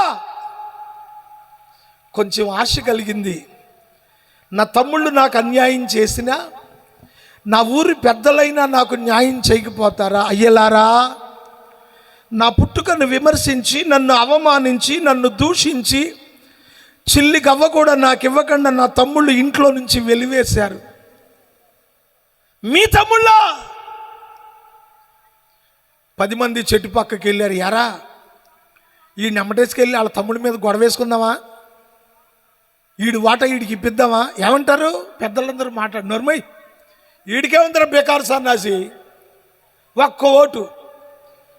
ఈడి కోసం మాట్లాడితే ఓట్లన్నీ పోతాయి. ఆడి కర్మ ననవి పోరా. ఎవడి కర్మ ఎట్ట ఉంటే అట్ట దేవుడే ఉంటాడు లేరా. చల్ల కబుర్లు చెప్పి వదిలేశారు తప్ప ఊరి పెద్దలు కూడా సహాయం చేయలే. నీ ఊరైనా అంతే, నా ఊరైనా అంతే. ఈ రోజుల్లో న్యాయం కావాలని నువ్వు ఏ మెట్లెక్కినా నీ వెనకాల ఓట్లో, నీ జేబులో కోట్లో ఉండాలి తప్ప ఈ రెండు లేకుండా ఎవడు నీకు సహాయం చేయడు. కాదంటారా? నేను మాట్లాడడానికి సిద్ధంగానే ఉన్నా. డౌట్ ఉంటే అడగండి, చెప్తాను. నేను నీ వెనక బలగం అన్నా ఉండాలి, నీ చేతి నిండా ఆర్థిక బలం అన్నా ఉండాలి. ఈ రెండు ఉంటే నీ వెనకొస్తారు జనం. నీ కులం, నీ డబ్బు, నువ్వెవరు, ఎవడికక్కర్లా. డబ్బు ఉంటే చాలు, ఓట్లుంటే చాలు, నోట్లుంటే చాలు. మరి నీ దగ్గర ఏం లేవు. ఆఫ్టర్ ఆల్ ఒక్కడు వెనక ముందు ఎవడు లేనాడు. ఆడి కోసం మనం ఏంటో మాట్లాడేది? అరే యెఫ్తా, మాట్లాడచ్చు కానీ వాళ్ళు మంచోళ్ళు కాదులే, ఎందుకు వచ్చిన గొడవ? వాళ్ళు తోలేసినంత మాత్రాన్ని దేవుడు నీకు అన్యాయం చేయడులే. ఏది చలి కాసుకో, సమాధానంగా ఉండన్న మాటలు, దిక్కుమాలిన మాటలు ఎందుకు? ఎవడికి ఉపయోగపడతాయి ఈ మాటలు? అన్యాయం జరిగిన క్రైస్తవుడు రోడ్డెక్కితే సమాజంలోంచి వచ్చే మాటలు ఇయ్యే. ఇంతకు మించి మీకెవడు మేలైతే చెయ్యడు. నీకేది చెయ్యాలన్నా దేవుడే చేస్తాడు. స్తోత్రం చెప్పండి. మీకు అన్యాయం జరిగితే ఎవరి దగ్గరికి వెళ్ళక్కర్లా, ఎవడు చేయడు. చేసే రాజ్యంలో మనం లేము. ఓపెన్ టాక్ ఇది. నీ దేవుని దగ్గరికి వెళ్ళిపో. ఆయన చేయలేదంటూ ఏం లేదు. స్తోత్రం చెప్పండి. మా చర్చిలో ఒక పేదరాలు, పేరు ఎలిజబెత్, కులానికి ఎరుకల, ఒక రాజకీయ నాయకుడి ఇంట్లో అంట్లు తోముకుని బతికేది. తనకున్న సమస్య నా దగ్గరకు వచ్చి చెప్పి ఏడ్చింది. ప్రార్థన చేసి నేను ఒకే మాట చెప్పాను, ఒక్కరోజు ఉపవాసం ఉందాము, నేను కూడా నీతో పాటు ఉంటా, ప్రార్థన చేద్దామమ్మా. ఆ పేదరాలు ఉదయాన్నే స్నానం చేసి చర్చికి వచ్చింది. ఇద్దరం గదిలో కూర్చుని ప్రార్థన చేసుకున్నాం. ఆ రోజంతా ప్రార్థన చేశాం. మరుసటి రోజు ఉదయం పిలుపు వచ్చింది రాజకీయ నాయకుడి దగ్గర. నో డౌట్ ఆయన పేరు సైకం అర్జున్ రావు, తెలుగుదేశం జిల్లా కన్వీనర్, ఎక్స్ ఫిషరీస్ చైర్మన్. ఊరు పేరు అడ్రస్ కూడా చెప్పా, నో డౌట్. ఇక అరే దేవరకొండ వెంకటేశ్వర్ని చిట్టిమ్మని పిలిపించండి రా అన్నాడు ఆ నాయకుడు. వీళ్ళకి భయం వేసిపోయింది. వాళ్ళ చేతుల కింద బతికే వాళ్ళం, వాళ్ళ ఇంట్లో అంట్లు తోముకుని పాచి పని చేసి వాళ్ళు పెట్టిన అన్నం తిని బతికే వాళ్ళం. ఆయన మనల్ని పిలిచాడంటే ఏంటో కారణం, ఏం చేస్తాడో గడగడ గడగడ వణికిపోతా నా దగ్గరికి వచ్చింది. ఎలిజబెత్ పెద్దమ్మ అనేవాడిని, పెద్ద ఆవిడ. నాయనా నాకు భయంగా ఉంది, ఏం జరిగిందో తెలీదు, అర్జున్ రావు గారు కబురు పెట్టాడు. నువ్వేం భయపడు, మాకెళ్ళో. భార్య భర్తలు ఇద్దరు వెళ్ళి చేతులు కట్టుకొని నిలబడ్డారు. చిట్టమ్మా నీకు రావాల్సిన 18 లక్షల సొమ్మిదిగా తీసుకెళ్ళని పెట్టాడు. 18 లక్షలు ఈవిడికి రావాల్సిన పేదరాలు సొమ్ము గవర్నమెంట్ అల్లుడు చచ్చిపోతే ఇచ్చిన డబ్బులు ఆయన చేతి కింద పెట్టుకొని దీనికి దిక్కు మొక్కు ఎవడలేడు, ఎవడడుగుతాడులే అనుకున్నాడు. ఉపవాస ప్రార్థన అయిన రాత్రే ఆయన తలుపు తట్టారట. గబగబ లేచి తలుపు తీశాడు. ఒక తెల్లని వస్త్రాలు కలిగిన ఆజానుబాహుడు నిలబడ్డాడట. అర్జున్ రావు, చిట్టిమ్మ డబ్బులు చిట్టిమ్మకి ఇస్తావా, నువ్వు వస్తావా అన్నాడట. రెండే. నిలువెత్తి మనిషి నా మీద 3 అంతలు ఉండేవాడండి. నిలువెత్తు మనిషికి చెమటలు పట్టేసినాయి, చలి జ్వరం వచ్చేసింది. ఉలిక్కి పళ్ళేస్తే మంచం మీద ఉన్నాడు. భార్యను లేపాడు. ఏమే నాకు ఇటు కళ వచ్చిందే. ఏం కళ? కళ కాదు, అసలు జరిగినట్టే ఉంది. అసలు ఏం జరిగిందయ్యా? చేయబట్టుకుంటే 100 డిగ్రీల జ్వరం, చెమటలు పట్టేసి వణుకుతున్నాడు. ఏం చెప్పండి, భయపడమాకండి, డాక్టర్ లైమన్ రాజు మాకు ఊళ్ళో ఉంటాడు, డాక్టర్ని పిలిపిస్తున్నాడు. డాక్టర్ వద్దే. ఏంటి జరిగింది? చిట్టిమ్మ దేవుడు అంటే తెల్లగుండాడు, ఆజానుబాహుడు, తలుపు కొడితే తలుపు తీస్తే అక్కడే నిలబడ్డాడు. అర్జున్ రావు చిట్టిమ్మ డబ్బులు ఇస్తావా, వస్తావా అన్నాడంట. భక్తి శక్తి ఏంటో నీకు తెలిస్తే ఎవరి దగ్గరికి వెళ్ళక్కర్లే. భక్తి శక్తి తెలియనోడే ఎవడ కాళ్ళైనా పట్టుకుంటాడు వెళ్ళి. పొద్దున్నే పిలిచి డబ్బులు ఇచ్చేశాడు. మా ఊరు ఏటి పక్కన చిన్న పూరి గుడి చేసుకున్న పేదరాలు చిట్టమ్మ రేపల్లె టౌన్లో డాబా కట్టుకుని భక్తి చేస్తుంది. ఇవాళ బతికే ఉంది, ఇవాళ కూడా బతికే ఉంది మా పెద్దమ్మ. ఎందుకు చెప్తున్నాను తెలుసా? ఈ లోకంలో నీకు ఎవడూ సహాయం చేయడు, దేవుని దగ్గరకు వెళితే నీకు సహాయం చెయ్యకుండా ఉండడు. పెద్దలందరూ తోక ముడిచారు. ఒంటరివాడ ఏడ్చుకుంటూ వెళ్ళి వెళ్ళి వెళ్ళి వెళ్ళి టోబు అనే ఊరు వెళ్ళిపోయాడు. టోబు అనే ఊరెళ్ళి అక్కడ కాపురం పెట్టాడు. ఇప్పుడు దాన్ని దేశం అన్నారు, అప్పుడు అది ఊరు. ఇవాళ మనం చూసింది 100 సంవత్సరాల తర్వాత చూస్తే ఇట్లా ఉండదు, అట్లా అన్నమాట. టోబు దేశం వెళ్ళి ఆ టోబు అనే ఊరిలో చిన్న గది తీసుకొని తన జీవన ప్రయాణాన్ని కొనసాగిస్తున్నాడు. ప్రాణం ఉన్నంతకాలం ఎలాగలా ఈ బ్రతుకు ఏడవాలిగా, తప్పదుగా. లోకంలో సామెత ఉంది, దిక్కులేనోడికి దేవుడే దిక్కట. చెప్పండి, దిక్కులేనోడికి దిక్కుల్లో మొదటిది తూర్పు దిక్కు, దిక్కులేని వాడికి దేవుడే దిక్కని. ఆ ఊరిలో పని చేసుకుంటూ బతుకుతున్నాడు. రోజులు గడుస్తూ ఉన్నాయి. ఒక రోజున టోబులో ఉన్న ఆ ఊరి పెద్దలు వచ్చారు. ఆ ఊరు పెద్దలు వచ్చేటప్పటికి ఇంట్లో ఒక్కడే ఉన్నాడు. అబ్బాయి ఎవరిక్కడ? గబగబా వచ్చి, అయ్యా నమస్తే అండి, నేనేనండి. నీ పేరు? నా పేరు యెఫ్తా అండి. ఏ ఊరు మీది? మాది గిలాదు ప్రాంతం అండి. ఏదో కాసిన మంచిలు ఇవ్వడానికి మీ ఆవిడని పిలు. నాకు ఇంకా పెళ్ళి అవ్వలేదండి. అరే బ్రహ్మచారి ముదిరినా బెండకాయ ముదిరినా పనికిరాదురా, నీకు వయసు అయిపోతున్నట్టుంది, పెళ్లి చేసుకోలేదే. పెళ్లి చేసుకుంటానికి ఈ ఊర్లో నాకెవరో తెలవదండి, నాకు పిల్లని తెలియకుండా ఎవరిస్తారండి అంటే, ఇస్తే చేసుకుంటావేంటి? ఏదోనండి మీ దయ అన్నాడు. దయ కాదులేరా, నీ గురించి మేము చాలా సంగతులు విన్నాం. మా ఊరు కుర్రోళ్ళు అంత పోకిరిగాళ్ళు, అల్లరోళ్ళు, జులాయికారు. ఎప్పుడు ఆటలు పాటలు డ్రామాలు నాటకాలు క్రికెట్టే తప్ప మా కుర్ర సన్యాసులు చర్చకొచ్చే మంద కాదు అది. అట్లాంటి ఆ పనికి మాలిన వాళ్ళందరూ ఒకరోజు మా దగ్గరికి వచ్చి, ఇదిగో పెద్దలారా, మనూరో కుర్రాడు వచ్చాడు. మనూరాడు కాదు, ఎక్కడి నుంచో వచ్చాడు. ఆడేదో మీకులాగా పాతకాలం మనిషిలాగా ఉన్నాడు. అబ్బాయి క్రికెట్కి రమ్మన్నారు రాడు, డ్రామా నేర్చుకున్నామన్నారు రాడు, పార్టీ జెండాలు వేసుకు తిరుగుదామన్నారు రాడు. ఆడే మనిషి అంత మంచోడురా, ఎన్ని రకాలుగా ట్రై చేసావో కానీ అసలు ఆడు మా వల్ల పడలేదు అన్న. నీ గురించి మంచి సాక్ష్యం చెప్పారు, అందుకే నీ దగ్గరకు వచ్చాం. మా ఊర్లో ఒక మంచి పిల్ల ఉంది, చేస్తాను, చేసుకుంటావా? సిగ్గుతో తలదించుకుని మీ ఇష్టం అండి. ఒక మంచి పిల్లనిచ్చి యెఫ్తాకి పెళ్లి చేశారు. ఆ ఊరేమో అవమానించి తరిమేస్తే, ఈ ఊరేమో పిల్లనిచ్చి, చెప్పండి ఎలా జరిగి ఉంటుంది ఇది? పెద్దోళ్ళ సామి చెప్పారు, నోరు మంచిదైతే, చెప్పండి, నోరు మంచిదైతే. ఇప్పుడు ఆడవాళ్ళు అప్పుడప్పుడు ఇంట్లో కారం పంచదార తక్కువ అవుతాయి కదా, పక్కింటి వాళ్ళ దగ్గరికి, వదినా ఒక గ్లాసు కారం ఇస్తా, దీని నోరు మంచిదైతే ఆవిడ ఇచ్చుద్ది. ఇది 4 మచ్చలు అనుకో, ఈది చివరిదాకా చెప్పుడు మాటలు చెప్పుకుంటూ తిరగాలి. నువ్వు మంచోడు అయితే నీ ఇంటి పక్క నీకు అప్పేవ్వకండి ఎట్టుంటాడు? నువ్వు 4 మచ్చల మాటలు చెబితే నీకెవడిస్తాడు అప్పు?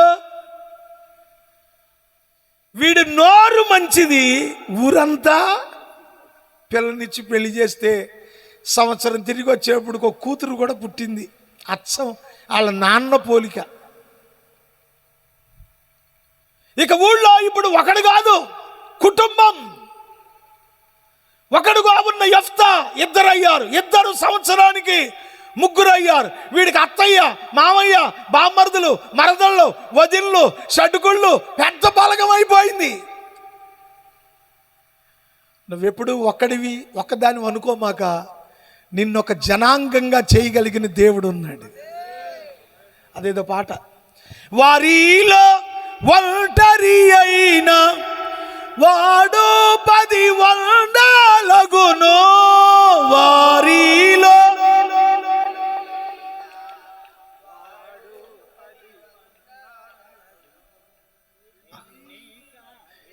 లెగవలేని అత్తకంట వంగలేని కోడలు దొరికిందంట. ఇది లెగవలేదు, అది వంగలేదు, ఇక ఎట్లా చూడండి. మీరు పాడొద్దు, నా స్కేల్ మీకు రాదు అసలు. మీరేం చేయాలంటే చప్పట్లు కొట్టాలి. వారిలో ఒంటరి అయినా వాడు 10 వందలగును, వారిలో వాడు 10 వందలగును, ఎన్నిక లేనివాడు, ఎన్నిక లేనివాడు బలమైన నీచనమగును, బలమైన నీచనమగును, లెమ్ము తేజ వెలుగు వచ్చి. హల్లెలూయా. నువ్వెప్పుడు ఒంటరివి కాదు, దేవుడున్నాడు, విడిచిపెట్టే దేవుడు కాదు ఆయన. ప్రియమైన దేవుని ప్రజలారా, ఇతడు ఒక పెద్ద వ్యవస్థగా అయిపోయాడు టోబులో. మనుషులు చెడగొడితే మనం ఎప్పుడూ చెడ్డవాళ్ళం కాలేము, చెడిపోము. తగిన సమయమందు దేవుడే మనల్ని హెచ్చిస్తాడు. ఇక్కడ ఇలా ఉంది పరిస్థితి. మరి అక్కడ ఎలా ఉందో తెలియాలిగా, అది కూడా చెప్తాను నేను. ఇతడు బయటకు వచ్చేసిన తరువాత కొంతకాలానికి శత్రువులు దండెత్తి గిలాదు ప్రాంతాన్ని ముట్టడించారు. గిలాదులో ఉన్న ఆస్తిని, ఆహారాన్ని దోచుకున్నారు. గిలాదులో ఉన్న ప్రజలు బయటకు పోకుండా ముట్టడి వేశారు. గిలాదులో ఉన్న ప్రజలకు నెమ్మది లేదు, గిలాదులో ఉన్న ప్రజలకు శాంతి లేదు, గిలాదులో ఉన్న ప్రజలకు సమాధానం లేదు, ఏ కుటుంబంలోనూ శుభకార్యం లేదు, ఏ నోటి నిండా నవ్వు లేదు, ఏ కంటి నిండా నిద్ర లేదు. ఒక శాపగ్రస్తమైన ప్రజలుగా జీవిస్తూ ఉన్నారు గిలాదు ప్రజలు. ఎందుకలా జరిగి ఉంటుంది?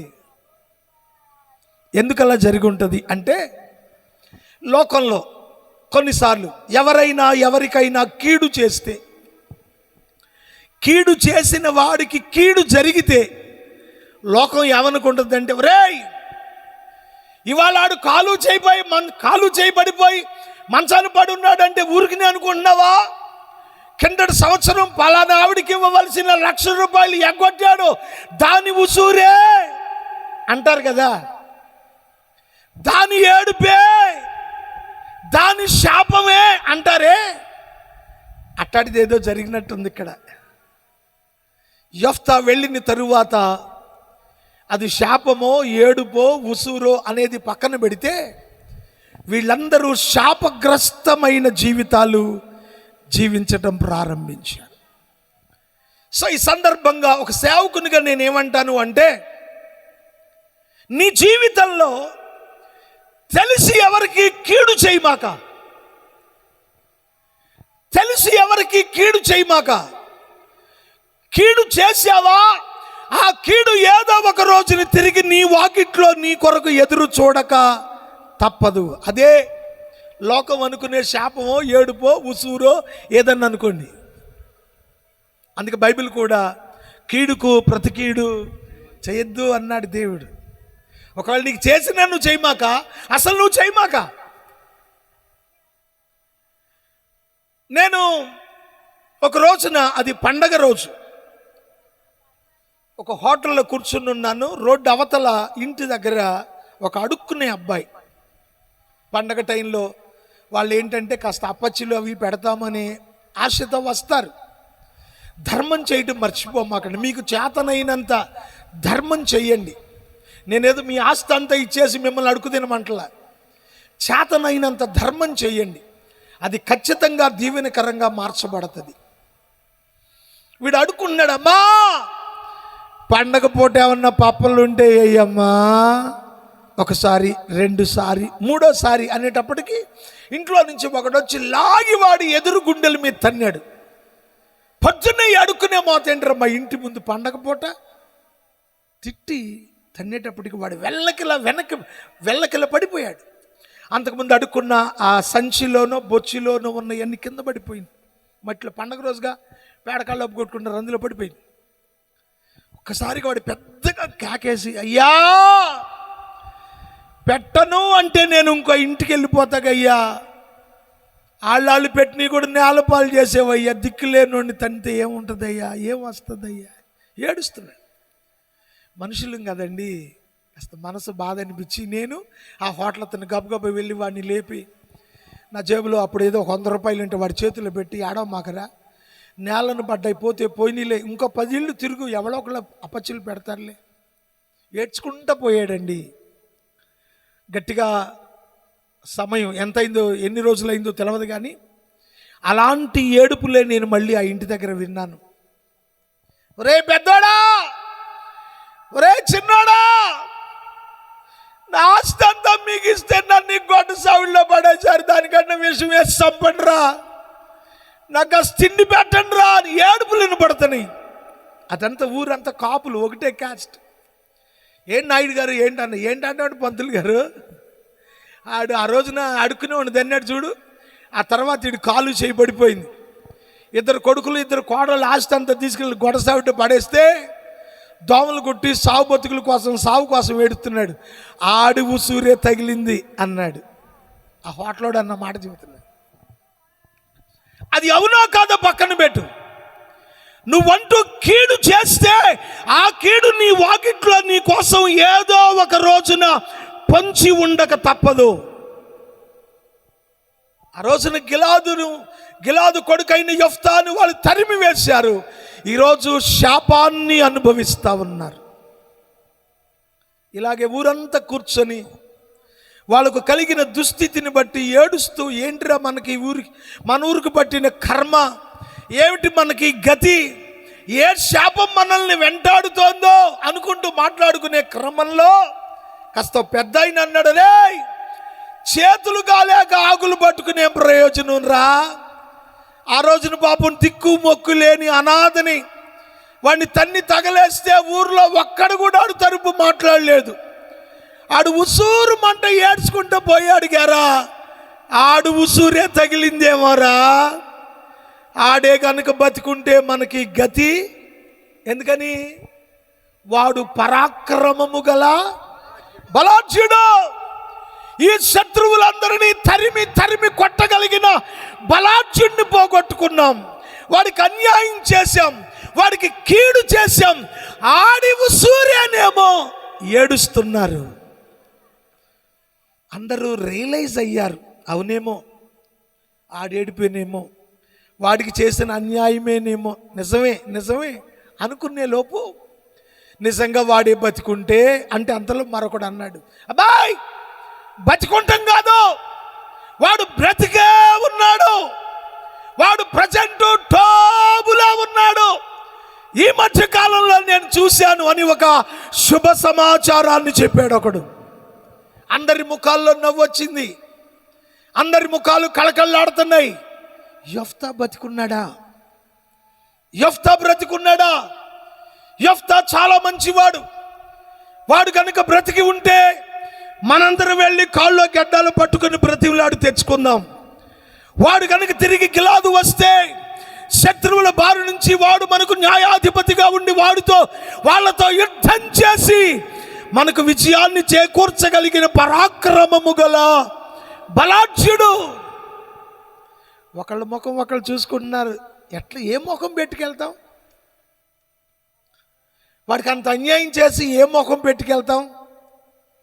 పెద్దలు అన్నారు, ఏ ముఖం కాదు, ఉన్న ముఖంతోనే పోదాం. వాడు మనం అనుకున్నంత దుర్మార్గుడైతే మనం కీడు చేసినా వాడికి కీడు చేసే ఆలోచన లేదు. ఉంటే అప్పుడే తిరగబడి ఏదో కోర్టు కేసులో ఏదో పెట్టాలి కదా, ఏం పెట్టలేదు కదా, పదండ్రా అని గిలాదు నుంచి పెద్దలందరూ బయలుదేరారు. అది 11వ వచనానికి వచ్చే మధ్యలో ఉన్న చరిత్ర. గిలాదు నుంచి పెద్దలందరూ బయలుదేరి టాబు దేశానికి వస్తా ఉన్నారు. భార్యతో కూతురుతో ముచ్చట్లాడుకుంటూ ఇంట్లో కూర్చొని బయటకు చూస్తున్న యెఫ్తాకి గిలాదు పెద్దలు కనపడ్డారు. ఒక్కసారిగా, అమ్మాయి ఏంటండి అంత గట్టిగా అరిశారు? మా ఊరోళ్ళలాగా ఉన్నారే. మీ ఊరోళ్ళు ఇక్కడ ఎందుకు వస్తారు అసలు? లేదు ఆ నడక చూడు, అది మా ఊరోళ్ళ నడకే. మనకి కొన్ని గుర్తులు ఉంటాయి, చెప్పండి ఏమంటాయి? అప్పట్లో ఉప్పుటేరు పొంగినప్పుడు అంట ఈ కలదిండి మండలం ఎంఆర్ఓ గారి దగ్గర, తహసీల్దార్ గారి దగ్గరికి వచ్చి ఆ దిగువనున్న రైతులు ఎవరో పెదలంక, మూలంక, మట్టకుంట, మాటలం, ఎడవల్లి, కొండంగి ఈ ఊళ్ళో రైతులందరూ వచ్చి ఆ పంట నష్టం తీసుకెళ్లేవాళ్ళంట. ఆ మురిగిపోయినప్పుడల్లా పంట నష్టం ఇస్తే ఆ పంట నష్టం తీసుకోవడానికి రైతులందరూ కలదిండి ఆ తహసీల్దార్ ఆఫీస్ కాడ కూర్చున్నారంట. ఒక్కొక్క ఊరు డబ్బులు ఇచ్చి చివరికి పెదలంక పేరు వచ్చేటప్పటికి అర్ధరాత్రి అయిపోయిందంట. అరే పెదలంక వాళ్ళని పిలవరా అన్నాడు. ఆ ప్యూన్ ఉంటాడుగా బంటురవుతూ. మరి 9 దాటిపోతే రైతు వారి నిద్రపోతారు కదా, వీళ్ళంతా రైతు వారి వాళ్ళు కదా, 7 దాటితే అన్నం తిని నిద్రపోతారుగా. అరే మన ఊరి పేరు వచ్చినప్పుడు మనల్ని పిలుస్తారులేరని వీళ్ళందరూ తల కింద తలకొట్లు పెట్టుకొని పడుకున్నారట. అడొచ్చి అబ్బాయి పెదలంకోళ్ళు అంటే ఎవడు కదలతల్లా మెదలతల్లా ఎవడు చెవటలేదంట. మళ్ళీ తిరిగి సార్ పెదలంకోళ్ళు వెళ్ళిపోయినట్టున్నారండి, లేరు అని. బొలేవుడురా, కూటమైతే మధ్యలో పోతారు కానీ డబ్బులు ఇస్తే పోతారా? వారం ఉంటారు చూడరా. లేదు సార్ 10 సార్లు అరిసాను. అట కాదురా, నువ్వు ఒక జాగ్రత్తగా గమనించు. ఒకటి కాళ్ళ మీద ఒకటి తల, ఒకటి తలకాడ, ఒకటి కాళ్ళు పడుకునే బ్యాచ్ ఉంటుంది. వాళ్ళే పెదలంకోళ్ళరా, తలకొకడు మొలకొకడు పడుకుంటారు అన్నాడంట ఆయన. అప్పుడు ఈడు మళ్ళీ వచ్చాడు. పడుకున్న వాళ్ళు అందరం చూస్తే ఒకటి తలకాడు కాళ్ళు, ఒకటి కాళ్ళకాడు తలకాడ బ్యాచ్ అంతా వాళ్ళు ఎక్కడ బాయ్ మీ దేవుడు అంటే మా పెదలంకండి అన్నాడంట. అప్పటి నుంచి మన ఏరియాలో పెదలంకోళ్ళు అంటే తలకొకడు మొలకొకడు పడుకుంటారని పేరు. అది గుర్తు, సింబాలిక్గా చెబుతారు. అట్టగే వీడికి గుర్తు వచ్చారు మన ఊరు వాళ్ళ నడక, కట్టు, ఆ నడిచే విధానం గుర్తు వచ్చారు. మా వాళ్ళేనమ్మాయి 100% చెబుతున్నాగా, మా ఊరోళ్ళే. గబగబ లేచి ఎదురెళ్ళాడు, సాదరంగా ఆహ్వానించాడు. వాళ్ళ ముఖంలో నెత్తురు చుక్కలేదు. వీడిలాగా ప్రేమగా పలకరిస్తాడు అనుకోలేదు కదా. ప్రేమగా పలకరించాడు, ఇంటికి తీసుకొచ్చాడు. చూసారా, ఎవరు వెలివేశారో, ఎవరు తన తరపు గుండా మాట్లాడకుండా మౌనంగా ఉన్నారో, ఎవరు అవమానించారో, తిరిగి వాళ్ళందరినీ యెఫ్తా దగ్గరికి దేవుడు, ఎంత గొప్ప దేవుడు. పద్యం ఒకటి ఉంది, ఎప్పుడు సంపద కలిగిన అప్పుడు బంధువులొత్తురు అది ఎట్లన్నన్ పలుగు చెరువు నిండిన కప్పలు 10,000 చేరు కదరా సుమతి శతకంలో. వేసవకాలం చెరువులో పిల్లలు క్రికెట్ ఆడుకుంటారు. 3 దుక్కులు వాన పడితే పిల్లలు ఉండరు, ఏమంటారు? కప్పలు ఉంటాయి. ఎక్కడి నుంచి వస్తాయి? వేసవకాలం కనపడలేదుగా. నీళ్ళు వస్తే కప్పలు అయ్యే వస్తాయి. నీ దగ్గరికి డబ్బులు వస్తే జనం వాళ్ళే వస్తారు. నీ జేబులో డబ్బులు లేకపోతే అయినోడు కూడా తప్పించుకుంటాడు ముఖం. నీ జేబులో డబ్బులు కనుక ఉంటే లేనోడు కూడా వస్తాడు. రే నువ్వెవడో కాదురా, మా వేలు విడిచిన మేనమామ చిన్నత్త కూతురు మనవడు పెద్ద మనవడు, వరుసగా నువ్వు నా బామ్మరిది అవుతావురా. ఎక్కడ వీడికి వరుస అంటే జేబులో డబ్బులు ఉన్నాయి. వచ్చేసారు, అందరికీ మర్యాద చేశాడు. బాబాయ్ మన ఊరు ఎలా ఉంది? పంటలు బాగున్నాయా? పిల్లలందరూ బాగున్నారా? ఊరు క్షేమంగా ఉందా? అందరూ బిక్కమొఖాలు వేసుకుని కింద చూస్తున్నారు. అదేంటి బాబాయ్ అందరు అలాగున్నారు, ఏంటి సంగతి? ఏం చెప్పమంటావురా, కడుపు చించుకుంటే కాళ్ళ మీద పడుద్ది అన్నట్టు ఆ రోజు నీకు అన్యాయం జరిగింది. ఆ జరిగింది ఏదో జరిగిందిలే బాబాయ్, దాన్ని ఇప్పుడు గుర్తు చేయమాకండి. లేదురా, కనీసం మా మనసు నెమ్మది కలిగి ఉండడానికైనా మమ్మల్ని చెప్పుకొని నువ్వేం మాట్లాడమాక. ఈ చేతులు కాదు కాళ్ళు అనుకో. ఆ రోజు నీకు అన్యాయం జరిగింది, నీ తమ్ముళ్ళు నీకు అన్యాయం చేశారనేది ఒకటైతే, ఊరి పెద్దలుగా మేం చేయాల్సిన న్యాయం కూడా నీకు. కానీ ఆ శాపమేనేమో, ఆ ఉసూరేనేమో, ఆ తల్లి లేని బిడ్డ ఏడిపేనేమోరా. మన ఊరు మొత్తం ఏడుస్తున్నారా. శత్రువుల చేత ముట్టడించబడిన వారై నెమ్మది లేని శాపగ్రస్తమైన బ్రతుకుతుందిరా ఊరంతా. అవునా? అయ్యో, ఇప్పుడు ఏం చేద్దాం? ఆ మాట కోసమే వచ్చామురా. శత్రువులను ఓడించగలిగిన దమ్ము గల ప్రధాని కానీ, అధిపతి కానీ, నాయకుడు కానీ గిలాదులో లేడు. ఉన్న ఒక్క పరాక్రమము గల బలాఢ్యుడు నువ్వు ఇటు వచ్చేసావు. ఇప్పుడు నువ్వు ఏమి అనుకోనంటే ఒక్క మాట, మా బాబుగా తిరిగి మనూరు వచ్చేయిరా. వస్తే నిన్ను ప్రధానిని చేస్తాం, నిన్ను అధిపతిని చేస్తాం. నువ్వు ఆజ్ఞాపిస్తే మేము పాటిస్తాం. నువ్వు సింహాసనంలో కూర్చుంటే మేము చేతులు కట్టుకొని. ఎంత గొప్ప ఆధిక్యత! దేవుడు నిజంగానండి, భక్తి చేయడం అనేది నువ్వు హృదయపూర్వకంగా చేస్తే ఆయన చేసే అద్భుతాలు కని విని లేనివి ఉన్నట్టుగా పిలిచే దేవుడు. నీళ్లను రసముగా మార్చిన దేవుడు. మళ్ళీ చెప్పనా? ఏమని? చప్పట్లు కొట్టమని. లేనివి ఉన్నట్టుగా పిలిచే దేవుడు, నీళ్లను రసముగా మార్చిన దేవుడు. లేనివి ఉన్నట్టుగా పిలిచే దేవుడు, నీళ్లను రసముగా మార్చిన దేవుడు. శారా గర్భమును తెరచిన దేవుడు, శారా గర్భమును తెరచిన దేవుడు. శాంతిని నీకు పంచే దేవుడు, శాంతిని నీకు పంచే దేవుడు. యేసయ్య అద్భుతాలు చేస్తాడు నీ జీవితంలో, నా జీవితంలో, నీ జీవితంలో, మన జీవితంలో. హల్లెలూయా. లేనిది ఉన్నట్టుగా చేసే దేవుడు ఆయన. గొడ్రాలను పిల్లలు గల తల్లిగా చేసినవాడు, నూతులో ఉన్న నీళ్లు బాణలోకి వచ్చేటప్పటికి ద్రాక్షారసంగా చేసినవాడు, పేత వస్త్రాలు చేత చుట్టబడిన వాడిని మాటతో బయటికి రప్పించిన వాడు 3 రోజుల తర్వాత. అలాంటి దేవుడిని కదా నువ్వు ఆరాధించేది. నీకు తెలుసా అసలు ఆయన శక్తి? అనుభవించావా? అనుభవపూర్వకంగా ఎవరికైనా చెప్పగలవా? ఆలోచించు ఒకసారి.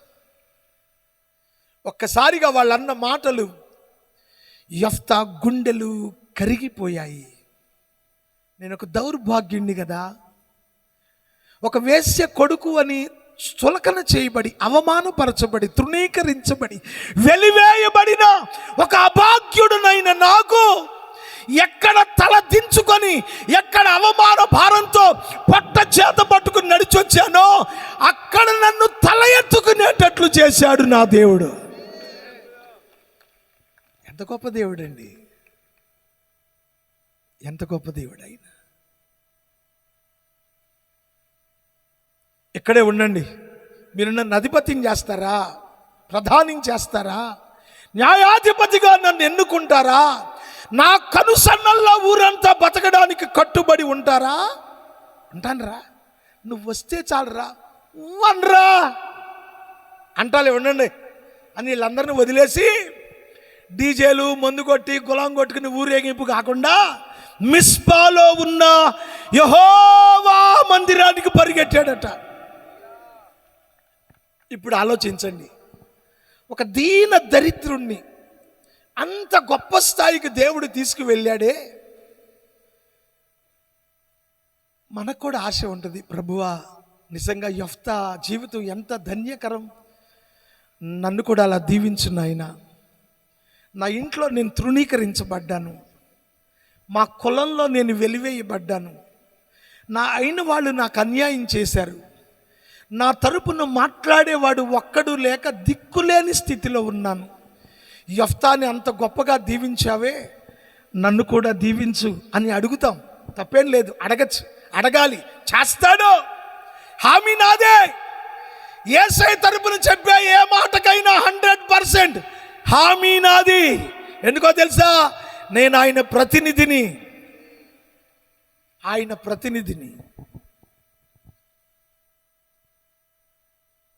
ప్రియమైన దేవుని బిడ్డలారా, ఇంత గొప్ప కార్యం యెఫ్తా బ్రతుకులో జరగడానికి, ఊహించడానికి కూడా అవకాశం లేని స్థాయి అతడు పొందుకోవడం వెనుక ఉన్న ఆధ్యాత్మిక సత్యం ఏంటో 7 కారణాలు ఉన్నాయి. నేను అనుకున్న టైంలో ఎన్నైతే అన్ని చెప్పి వదిలేస్తా. అన్నీ అయితే చెప్పడానికి మీకు 2వ రోజుకి వచ్చింది. అక్కడ దాకా వెళ్ళనన్నానుగా. మాట అంటే మాటే. నెంబర్ 1, ఇతని జీవితంలో ఇంత గొప్ప అద్భుతం జరగడానికి గల కారణాలు 7 అయితే అందులో 1, అతడు యెహోవా మందిరానికి వెళ్ళే అలవాటు కలిగి ఉన్నాడు. ఇది ఇతనికున్న జీవన విధానంలో ఇతనికున్న కొన్ని మంచి అలవాట్లు ఏంటంటే, నెంబర్ 1, తన స్థితిగతులు ఎలా ఉన్నాయి పక్కన పెట్టేశాడు. తల్లి గురించి పక్కన పెట్టాడు, అవమానాన్ని పక్కన పెట్టాడు, దుఃఖాన్ని కడుపులో దిగమింగుకున్నాడు, కళ్ళ నీళ్లు కళ్ళకుక్కున్నాడు. సరాసరి దేవుని మందిరానికి వెళ్ళిపోతున్నాడు. ఇలాంటి పరిస్థితి నీకున్నప్పుడు నువ్వు ఎప్పుడైనా చర్చికి వెళ్ళావా? A small question for you. ఒక చిన్న ప్రశ్న.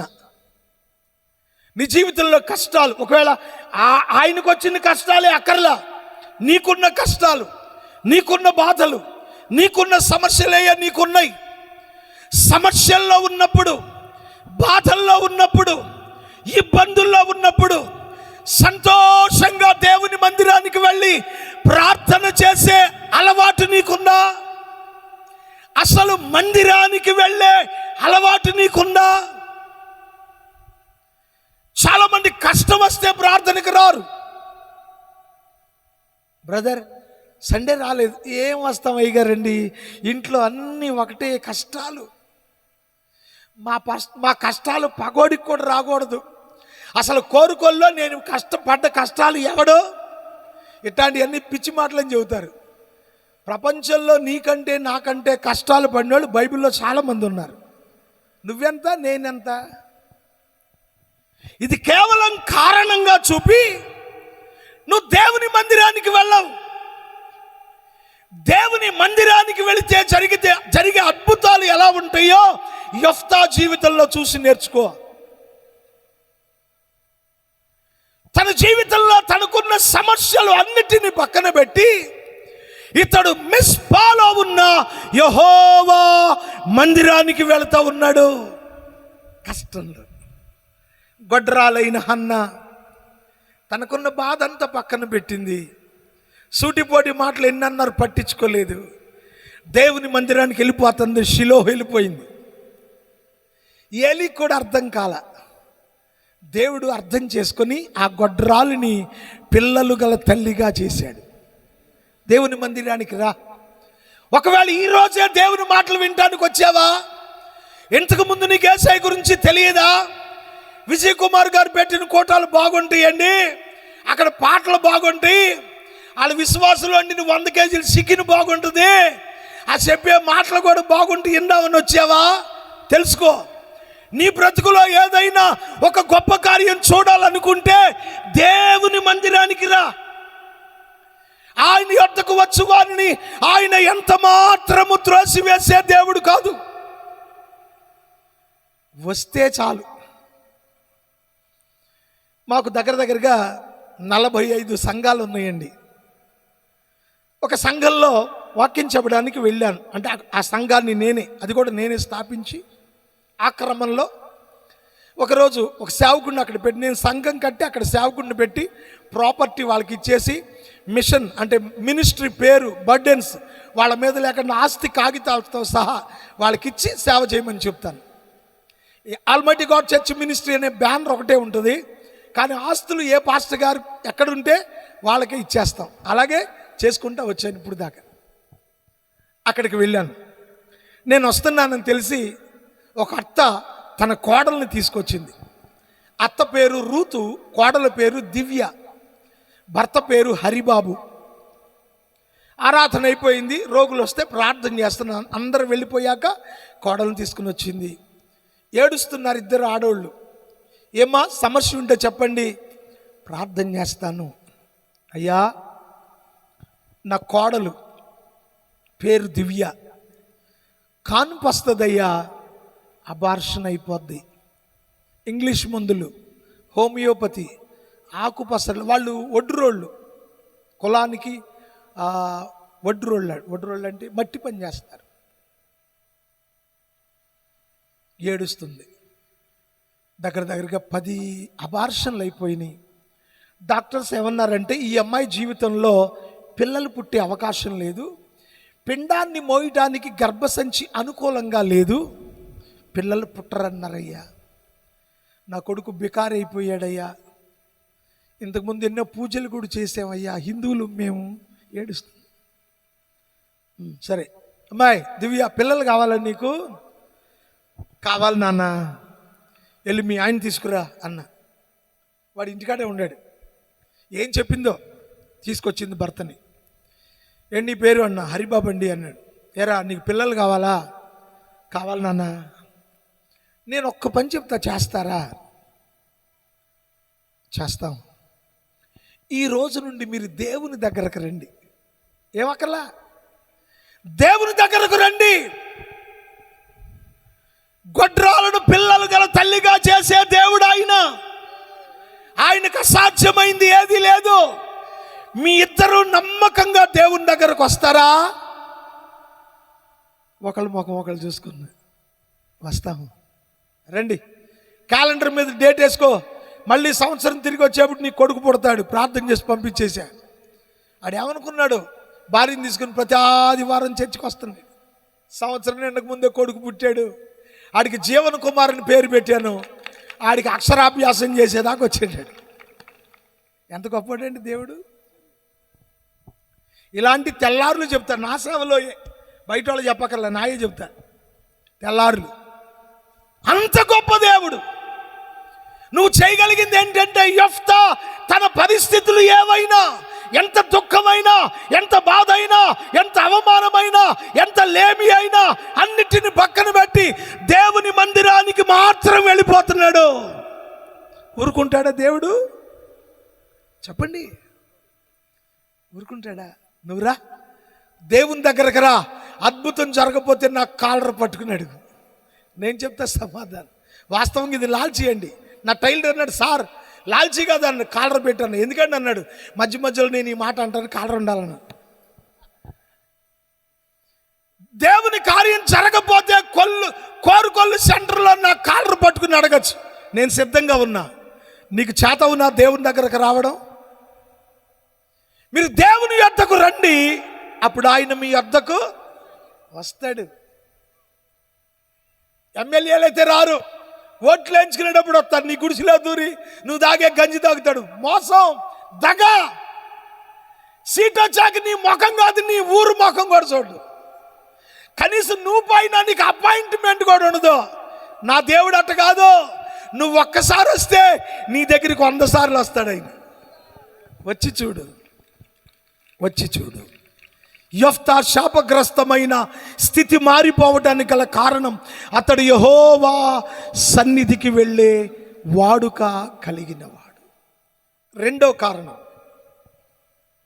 అతడు మిస్పాలో ఉన్న యెహోవా మందిరమునకు వెళ్ళి తన సంగతి అంతయు వినిపించెను. ఎవరికి? దేవుడికి. మనకేదైనా బాధ వస్తే ఇళ్ళమ్మడబడి ఊరంతా చెబుతాం, ఉపయోగం లేదు. నీ బాధను ఊరోళ్ళకి చెప్పుకున్న ఉపయోగం లేదు. ఎవరికి చెప్పినా ఉపయోగం లేదు. నువ్వు దేవుని మందిరానికి వచ్చిన తర్వాత చేయవలసిన రెండో పని ఏంటంటే, దేవునికి నీ సమస్యలన్నీ చెప్పాలి. నువ్వు నోరు తెరిచి దేవునితో మాట్లాడాలి, క్షమించాలి. మీ మనసు బాధపడకూడదని ముందే క్షమించాలి అన్న. మనం చేసే దిక్కుమాలిన పని ఏంటంటే, చర్చికి వస్తాము, విలువైన సమయంలో ఊళ్ళో ఉన్న కబుర్లన్నీ చెప్పుకుంటాం. చర్చిలోనే చెప్పుకోకూడదా పాస్టర్ గారు అంటే? చెప్పుకోవచ్చు, నేనేం కాదన్న, చెప్పుకోండి. సమ్మర్ కాటన్ శారీస్ గురించి చెప్పుకుంటావా? చెప్పుకో. బంగారం ధర పెరుగుతుందంటే యుద్ధం వచ్చిందిగా, తగ్గినప్పుడే కొనుక్కుందాం అనుకోండి, కొనుక్కో, చెప్పుకో. పలానాడు కోడలు లేచిపోయిందంటగా, చెప్పుకో.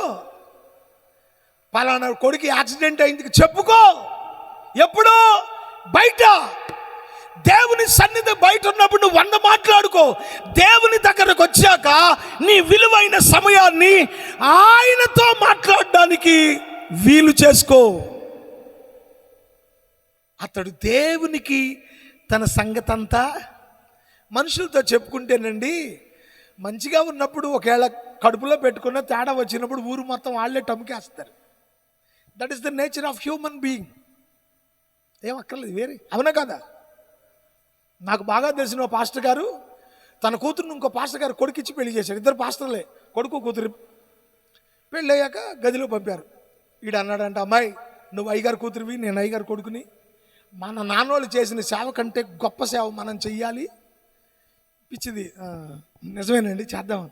అలాగైతే మన ఇద్దరి మధ్యలో అరమరికలు అనేవి ఏమి ఉండకూడదు. మనసు విప్పి ఇద్దరం ఈ రాత్రి మాట్లాడుకు, మొదటి రాత్రి మన జీవితానికి ఈ వివాహం అనే 100 ఏళ్ల పంటలో ఈ మొదటి రాత్రే మనం మనసులో కల్లా కపటం లేకుండా మాట్లాడుకుందాం. నన్ను చెప్పమంటావా? చెప్పండి. నేను డిగ్రీ చదివేటప్పుడు ఒక అమ్మాయిని ప్రేమించానే, ఆ ఫెయిల్ అయింది, ఆ లవ్ ఫెయిల్ అయ్యాక మీ సంబంధం వచ్చింది, చేసుకున్నాను అన్నాడు. మా ఆయన ఇంత కపటం లేకుండా చెప్పాక నేను చెప్పపోతే బాగోదని నేను సెకండ్ ఇంటర్ చదివేటప్పుడు ఒకరిని ప్రేమించానండి, ఆ లవ్ ఫెయిల్ అయ్యాక నీ సంబంధం వచ్చింది అన్నట్టు. ఇప్పుడే వస్తానుండని వెళ్ళిపోయాడు. ఇక రాలా, 3 నిద్రలు అయిపోయినాయి. ఈ 3 నిద్రలు ఇది అత్త పక్కనే పడుకుంది వెళ్ళి ఓ పిల్లాడుగా. మరి ఎప్పుడుకో వచ్చాడు, యారా ఎక్కడికి పోయా, నేను దాన్ని చేసుకొని దాన్ని ఎవరిని ప్రేమించిందంట. ఏమో ఎర్రి బాగులు, దాన్ని ఎట్లాంటివి ఉంటే పెళ్ళి కాకముందు కొన్ని ఉంటాయి, అవి అటు వదిలేసి మొగుడు చెప్పుకుంటారు ఎక్కడన్నా. అసలు చెప్పుకుంటే ఈ కాపురాలు ఈ రోజుల్లో జరిగాయేనా? ఏమనుకోవద్దు, నిజమైతేనే ఊగొట్టండి. జాగ్రత్త, మగపిల్లలైనా ఆడపిల్లలైనా ఫ్లాష్ బ్యాక్లు ముందుకు తెచ్చుకోమాకండి. సిగ్గులేదురా, నేనేది చేసుకుంటా, చేసుకోను. పిచ్చిదానివి కాకపోతే ఇట్లాంటి చెప్పుకుంటారంటే మా ఆయన చెప్పాడని చెప్పాను. మళ్ళీ ఈడాకులు ఇచ్చేసి ఇదొకరిని ఆడొక దాన్ని చేసుకున్నారు, పెళ్ళి కూడా అయిపోయినాయి వాళ్ళకి. ఇది ఎందుకు చెప్పానంటే మనుషులకి చెప్పుకుంటే ఇట్టాకే ఉంటుంది. పెద్దోళ్ళు అంటారు, ఒరే మనుషులకి చెప్పుకుంటే ఆరుస్తారా, యేసయ్యకి చెప్పు. ఆయనకు చెబితే ఆయన చెవి ఎక్కి నీ బాధ ఆలకించడమే కాదు, నీ బాధలన్నిటి నుండి నీకు విముక్తి కలిగిస్తాడు. చెప్తావా? నిజమేనండి, చెబితే అటు చేస్తాడు దేవుడు, చేస్తాడు. మా ఊళ్ళో కొక్కిలిగడ్డ కృష్ణమూర్తి అని 5 కొడుకులు కూతురు అందరు పెళ్ళిళ్ళు చేసి ఒక్కొక్కరికి 5 ఎకరాలు ఇచ్చి భార్యాభర్తలకు ఒక 5 ఎకరాలు అట్టు పెట్టుకుని వాళ్ళ ఆవిడ పేరు సామ్రాజ్యం. ఆ టైంలో చెరువులు పండగ బాగా అప్పులు పాలైపోయి ఇక ఏ కాడికి వచ్చారంటే వీళ్ళు అప్పులు తీర్చే పరిస్థితి లేదు, వయసులో పెద్దోళ్ళు అయిపోయారు, కొడుకులు బాగా నాస్తుంది. వీళ్ళిద్దరూ అభిమానం గలోళ్ళు, కృష్ణమూర్తి గారు సామ్రాజ్యం ఎంత అభిమానం గలోళ్ళు అంటే కొడుకు దగ్గరికి వెళ్ళి చేయి చాపిన కోడలు మన కోడలు కాదుగా, ఎందుకు చాపాలి, ఉంటే తిందాం లేకపోతే సర్దాం అనే టైప్ వాళ్ళు వాళ్ళిద్దరు. పెద్ద తరహా మనుషులు. చెరువులు పండట్లేదు, చచ్చిపోవటం తప్ప వేరే మార్గం లేదు అనుకున్నారు. ఆవిడ పేరు సామ్రాజ్యం. నేను ఇందాక సైకి వజ్రరావు గారు అన్నానే, వాళ్ళ ఇంటికాడ పనిచేసే దేవుడు కూడా కులానికి పల్లికారులు. పాలు పిండుతుంది, ఆ ఇళ్ల మధ్యలోంచి వెళ్తున్నా, పల్లెటూళ్ళలో ఇళ్ల మధ్యలోంచి దారి ఉంటుందిగా, వీళ్ళ ఇంటి మధ్యలోంచి వెళ్తున్నా. నన్ను చూసి అయ్యా అంది, నిలబడ్డా. గబగబా వచ్చి పవిటి కొంగు నెత్తినేసుకొని 2 చేతులు జోడించి కళ్ళమ్మట నీళ్లు బట్ట బట్ట బట్ట బట్ట కార్చేస్తుంది. పెద్ద వయసు. ఏమ్మా ఏంటి? ఇప్పుడు నేనేం చెప్పలేనయ్యా, సాయంత్రం ఒక్కసారి మా ఇంటికి వస్తా. ఎక్కడమ్మా మీ ఇల్లు? రామాలయం పక్కనే. వస్తాలేమ్మా అని చెప్పి వెళ్ళిపోయి సాయంత్రం పని కట్టుకుని వెళ్ళాను నేను. చాలా దయనీయమైన స్థితిలో ఉంది ఆ కుటుంబం. 5 కొడుకుల్లో 3 కొడుకులు మా ఊళ్ళోనే ఉన్నారు, మళ్ళీ 2 బయట ఉన్నారు. కూతురు వేరే ఊరు ఇచ్చారు, అక్కడ కాపురం చేసుకున్నారు. ఏమ్మా అన్న, నన్ను కూర్చోమంటానికి స్టూలు దొరక్క ఏడుస్తుంది. ఏడో మాకు, నేను నుంచుంటా ఇబ్బంది ఏం లేదు, నుంచుంటా. చెప్పు. ఏం చెప్పనయ్యా, ఈ ఊళ్ళో ఒకప్పుడు బాగా బతికిన వాళ్ళం, చితికిపోయాం. పిల్లలందరూ బాగానే ఉన్నా మా పరిస్థితిని బట్టి వాళ్ళ దగ్గరికి వెళ్ళి చేయి చాటడం నాకు ఇష్టం లేదు, ఆయన కూడా ఒప్పుకోడు. ఏంటే ఉంటే తిందాం, లేదా చచ్చిపోదాం, 5 ఎకరాలు అప్పులోళ్ళు కట్టుకుంటారులే అంటాడు. అట్టంటోడు మొండోడు, కానీ చాలా మంచోడు. మా పరిస్థితి ఏం బాగోలేదు. మీ చర్చికి వెళ్ళేవాళ్ళు కొంతమంది చెప్పారు, మా పాస్టర్ గారి దగ్గరికి వచ్చి ప్రార్థన చేయించుకో అక్కాయి అన్నారు. నీ గురించి వింటున్నాను కానీ ఎప్పుడు చూడలా, ఇదే చూడటం, అందుకే రమ్మన్నా ఇంటికి, మా కోసం ప్రార్థన చేస్తా. ఈలోపు కృష్ణమూర్తి రాని వచ్చాడు. కాస్త వయసులో పెద్ద అయినా దేవుడు పాటలు రాసేవాడు. రామాలయంలో రాముడి మీద కృష్ణుడి మీద పాటలు రాసేవాడు. కవి అంటారు ఊళ్ళో ఆయన వచ్చాడు. కృష్ణమూర్తి గారు నమస్తే అండి, ఇదిగో ఈ అయ్యగారే, ఆ పేత అమరమ్మోళ్ళ ఇంట్లో సేవ చేస్తున్నాడే ఈ అయ్యగారే. విన్నాను, తెలుసు. అదేనండి సామ్రాజ్యం గారు చెప్పినవన్నీ విన్నాను. ఎందుకులే పాస్టర్ గారు ఇవన్నీ, మా రాత అలా ఉంది, మా తలరాతని ఇకెవడు తీసేయలేడు, ఎందుకంటే దేవుడు రాశాడు. అది పెద్ద తరహా మనుషులుగా మా దేవుడు తలరాత అటు రాశాడు. దీన్ని ఎవడు బాగు చేయలేడు పాస్టర్ గారు. మళ్ళీ ఈ మాత్రానికి మళ్ళీ మేము ఇంకో మతంలోకి వెళ్ళి అదొక అపవాదు మాకెందుకు, మతంలోకి వద్దు. యేసు ప్రభు మతం కాదు, మీరు మతంలోకి రావద్దు. చర్చికి రండి, దేవుని దగ్గరకు రండి, మీ బాధ ఆయనకి చెప్తురు. కానీ మీతో పాటు నేను కూడా చెప్తా మీ బాధ యేసయ్యకి. నవ్వాడు. ఏంటి మనుషులు దేవుడు కూడా చెబుతారా అన్నాడు. చెబుతారండి, వచ్చి చూడండి. సరేలే చూద్దాంలే అన్నాడు. అయిపోయింది. ప్రార్థన చేశాను, వచ్చేసాను. భార్య భర్తలు ఏమనుకున్నారో తెలియదు. ఆదివారం చర్చికి వచ్చారు.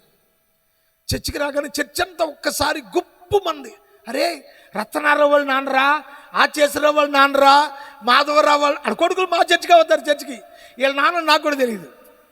కొడుకులు కోడళ్ళు చూశారు, మా నాన్న మమ్మ చర్చిగా అన్నట్టుగా వెనకాల కూర్చున్నారు ఏడుస్తా. ప్రార్థన అంతా అయిపోయింది. అందరు వెళ్ళిపోయి భార్య భర్తలు ఇద్దరు ముందుకు వచ్చారు. నేను చెప్పాను, నేను ఇంతకు మించి మీకు చెప్పేది ఏమీ ఉండదు. మీరు చాలా వయసులో నాకు తల్లిదండ్రుల వయసు ఉన్నోళ్ళు మీరు. నేను చెప్పేది ఒకటే, మీ బాధ ఏదైనా ఉంటే నాకు కూడా చెప్పద్దు, దేవుడికి చెప్పండి. చెప్పడం మీరు మొదలు పెట్టండి. ఈరోజు ప్రార్థన చేసుకునే వెళ్ళండి. ఈ రోజు నుంచే దేవుని కార్యం చూస్తారు అన్న. నవ్వాడు నా ముఖం చూసి. ఇద్దరు వెళ్ళిపోయారు. వెళ్తా ఉండగా దారిలో, కృష్ణమూర్తి ఏంటా అందరూ చెరువులకి నీళ్ళు పెడుతున్నారు, మరి నువ్వు చెరువుకి నీళ్ళు పెట్టినట్లు ఇప్పుడేంటి? నేను పంట ఇటు మానేసి 3 ఏళ్ళు అయింది, బాగా అప్పులు పాలైపోయాలి, నా వల్ల కాదు.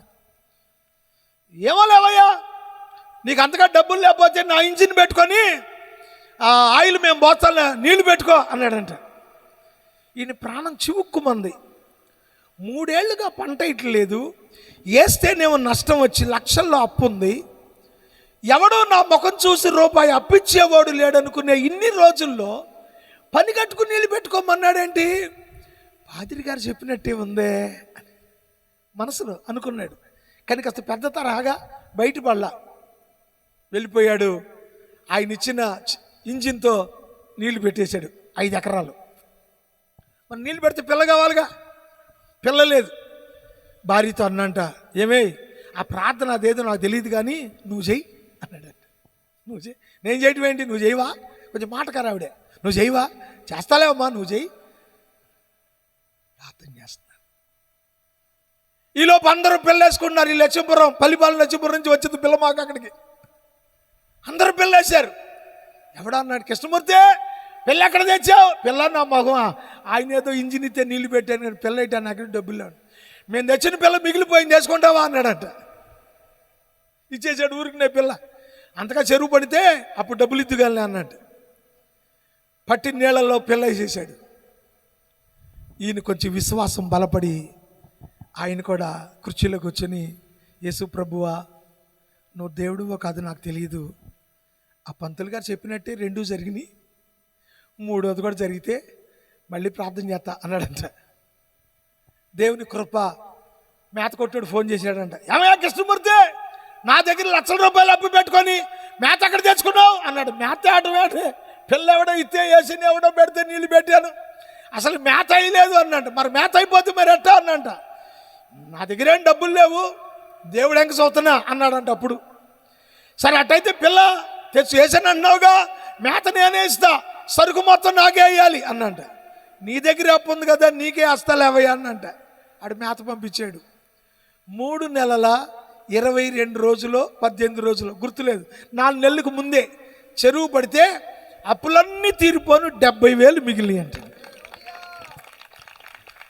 కుటుంబ ప్రార్థన పెట్టి ఆ రోజును చూపించాడు. విషం డబ్బా. ఈ పాస్టర్ గారు మా ఇంటికి వచ్చిన రోజున ఈ విషం డబ్బా నేను తెచ్చి మా ఇంట్లో పెట్టాను. ఆ రోజు నా భార్యకు పోసి నేను చావాలనుకున్నాను. ఆ రోజే పాస్టర్ గారు వచ్చి దేవునికి ప్రార్థన చేస్తే దేవుడు మేలు చేస్తాడని చెప్పాడు. ఆ రోజు నాకు నమ్మకం లేదు, కానీ దేవుడు చేసిన ఒక్కొక్క కార్యం నాకు ఆ నమ్మకాన్ని కలిగించాయి. ఈరోజు మేము బ్రతికున్నాము అంటే యేసయ్య దయ. భార్యాభర్తలు ఇద్దరు బాప్తిస్మం తీసుకున్నారు. ఆయనకు ప్రేమానందం అని పేరు పెట్టి మా సంఘం. ఎంత గొప్పవాడైనా.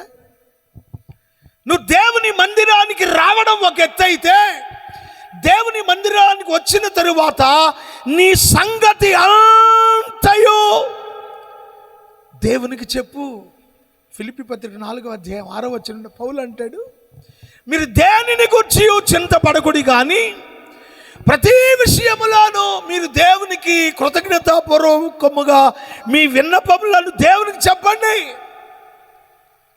దేవునికి చెప్పండి, ప్రార్థన చేయండి. ప్రార్థన చేయడం నీకు చేత అయితే దేవుడు చేయలేని అద్భుతం ఏది లేదు. ప్రార్థన చేయడం చేత కాకపోతే ఇంతకు మించి నేను మీకేం చెప్పాల్సింది కూడా లేదు. ఆలోచించు.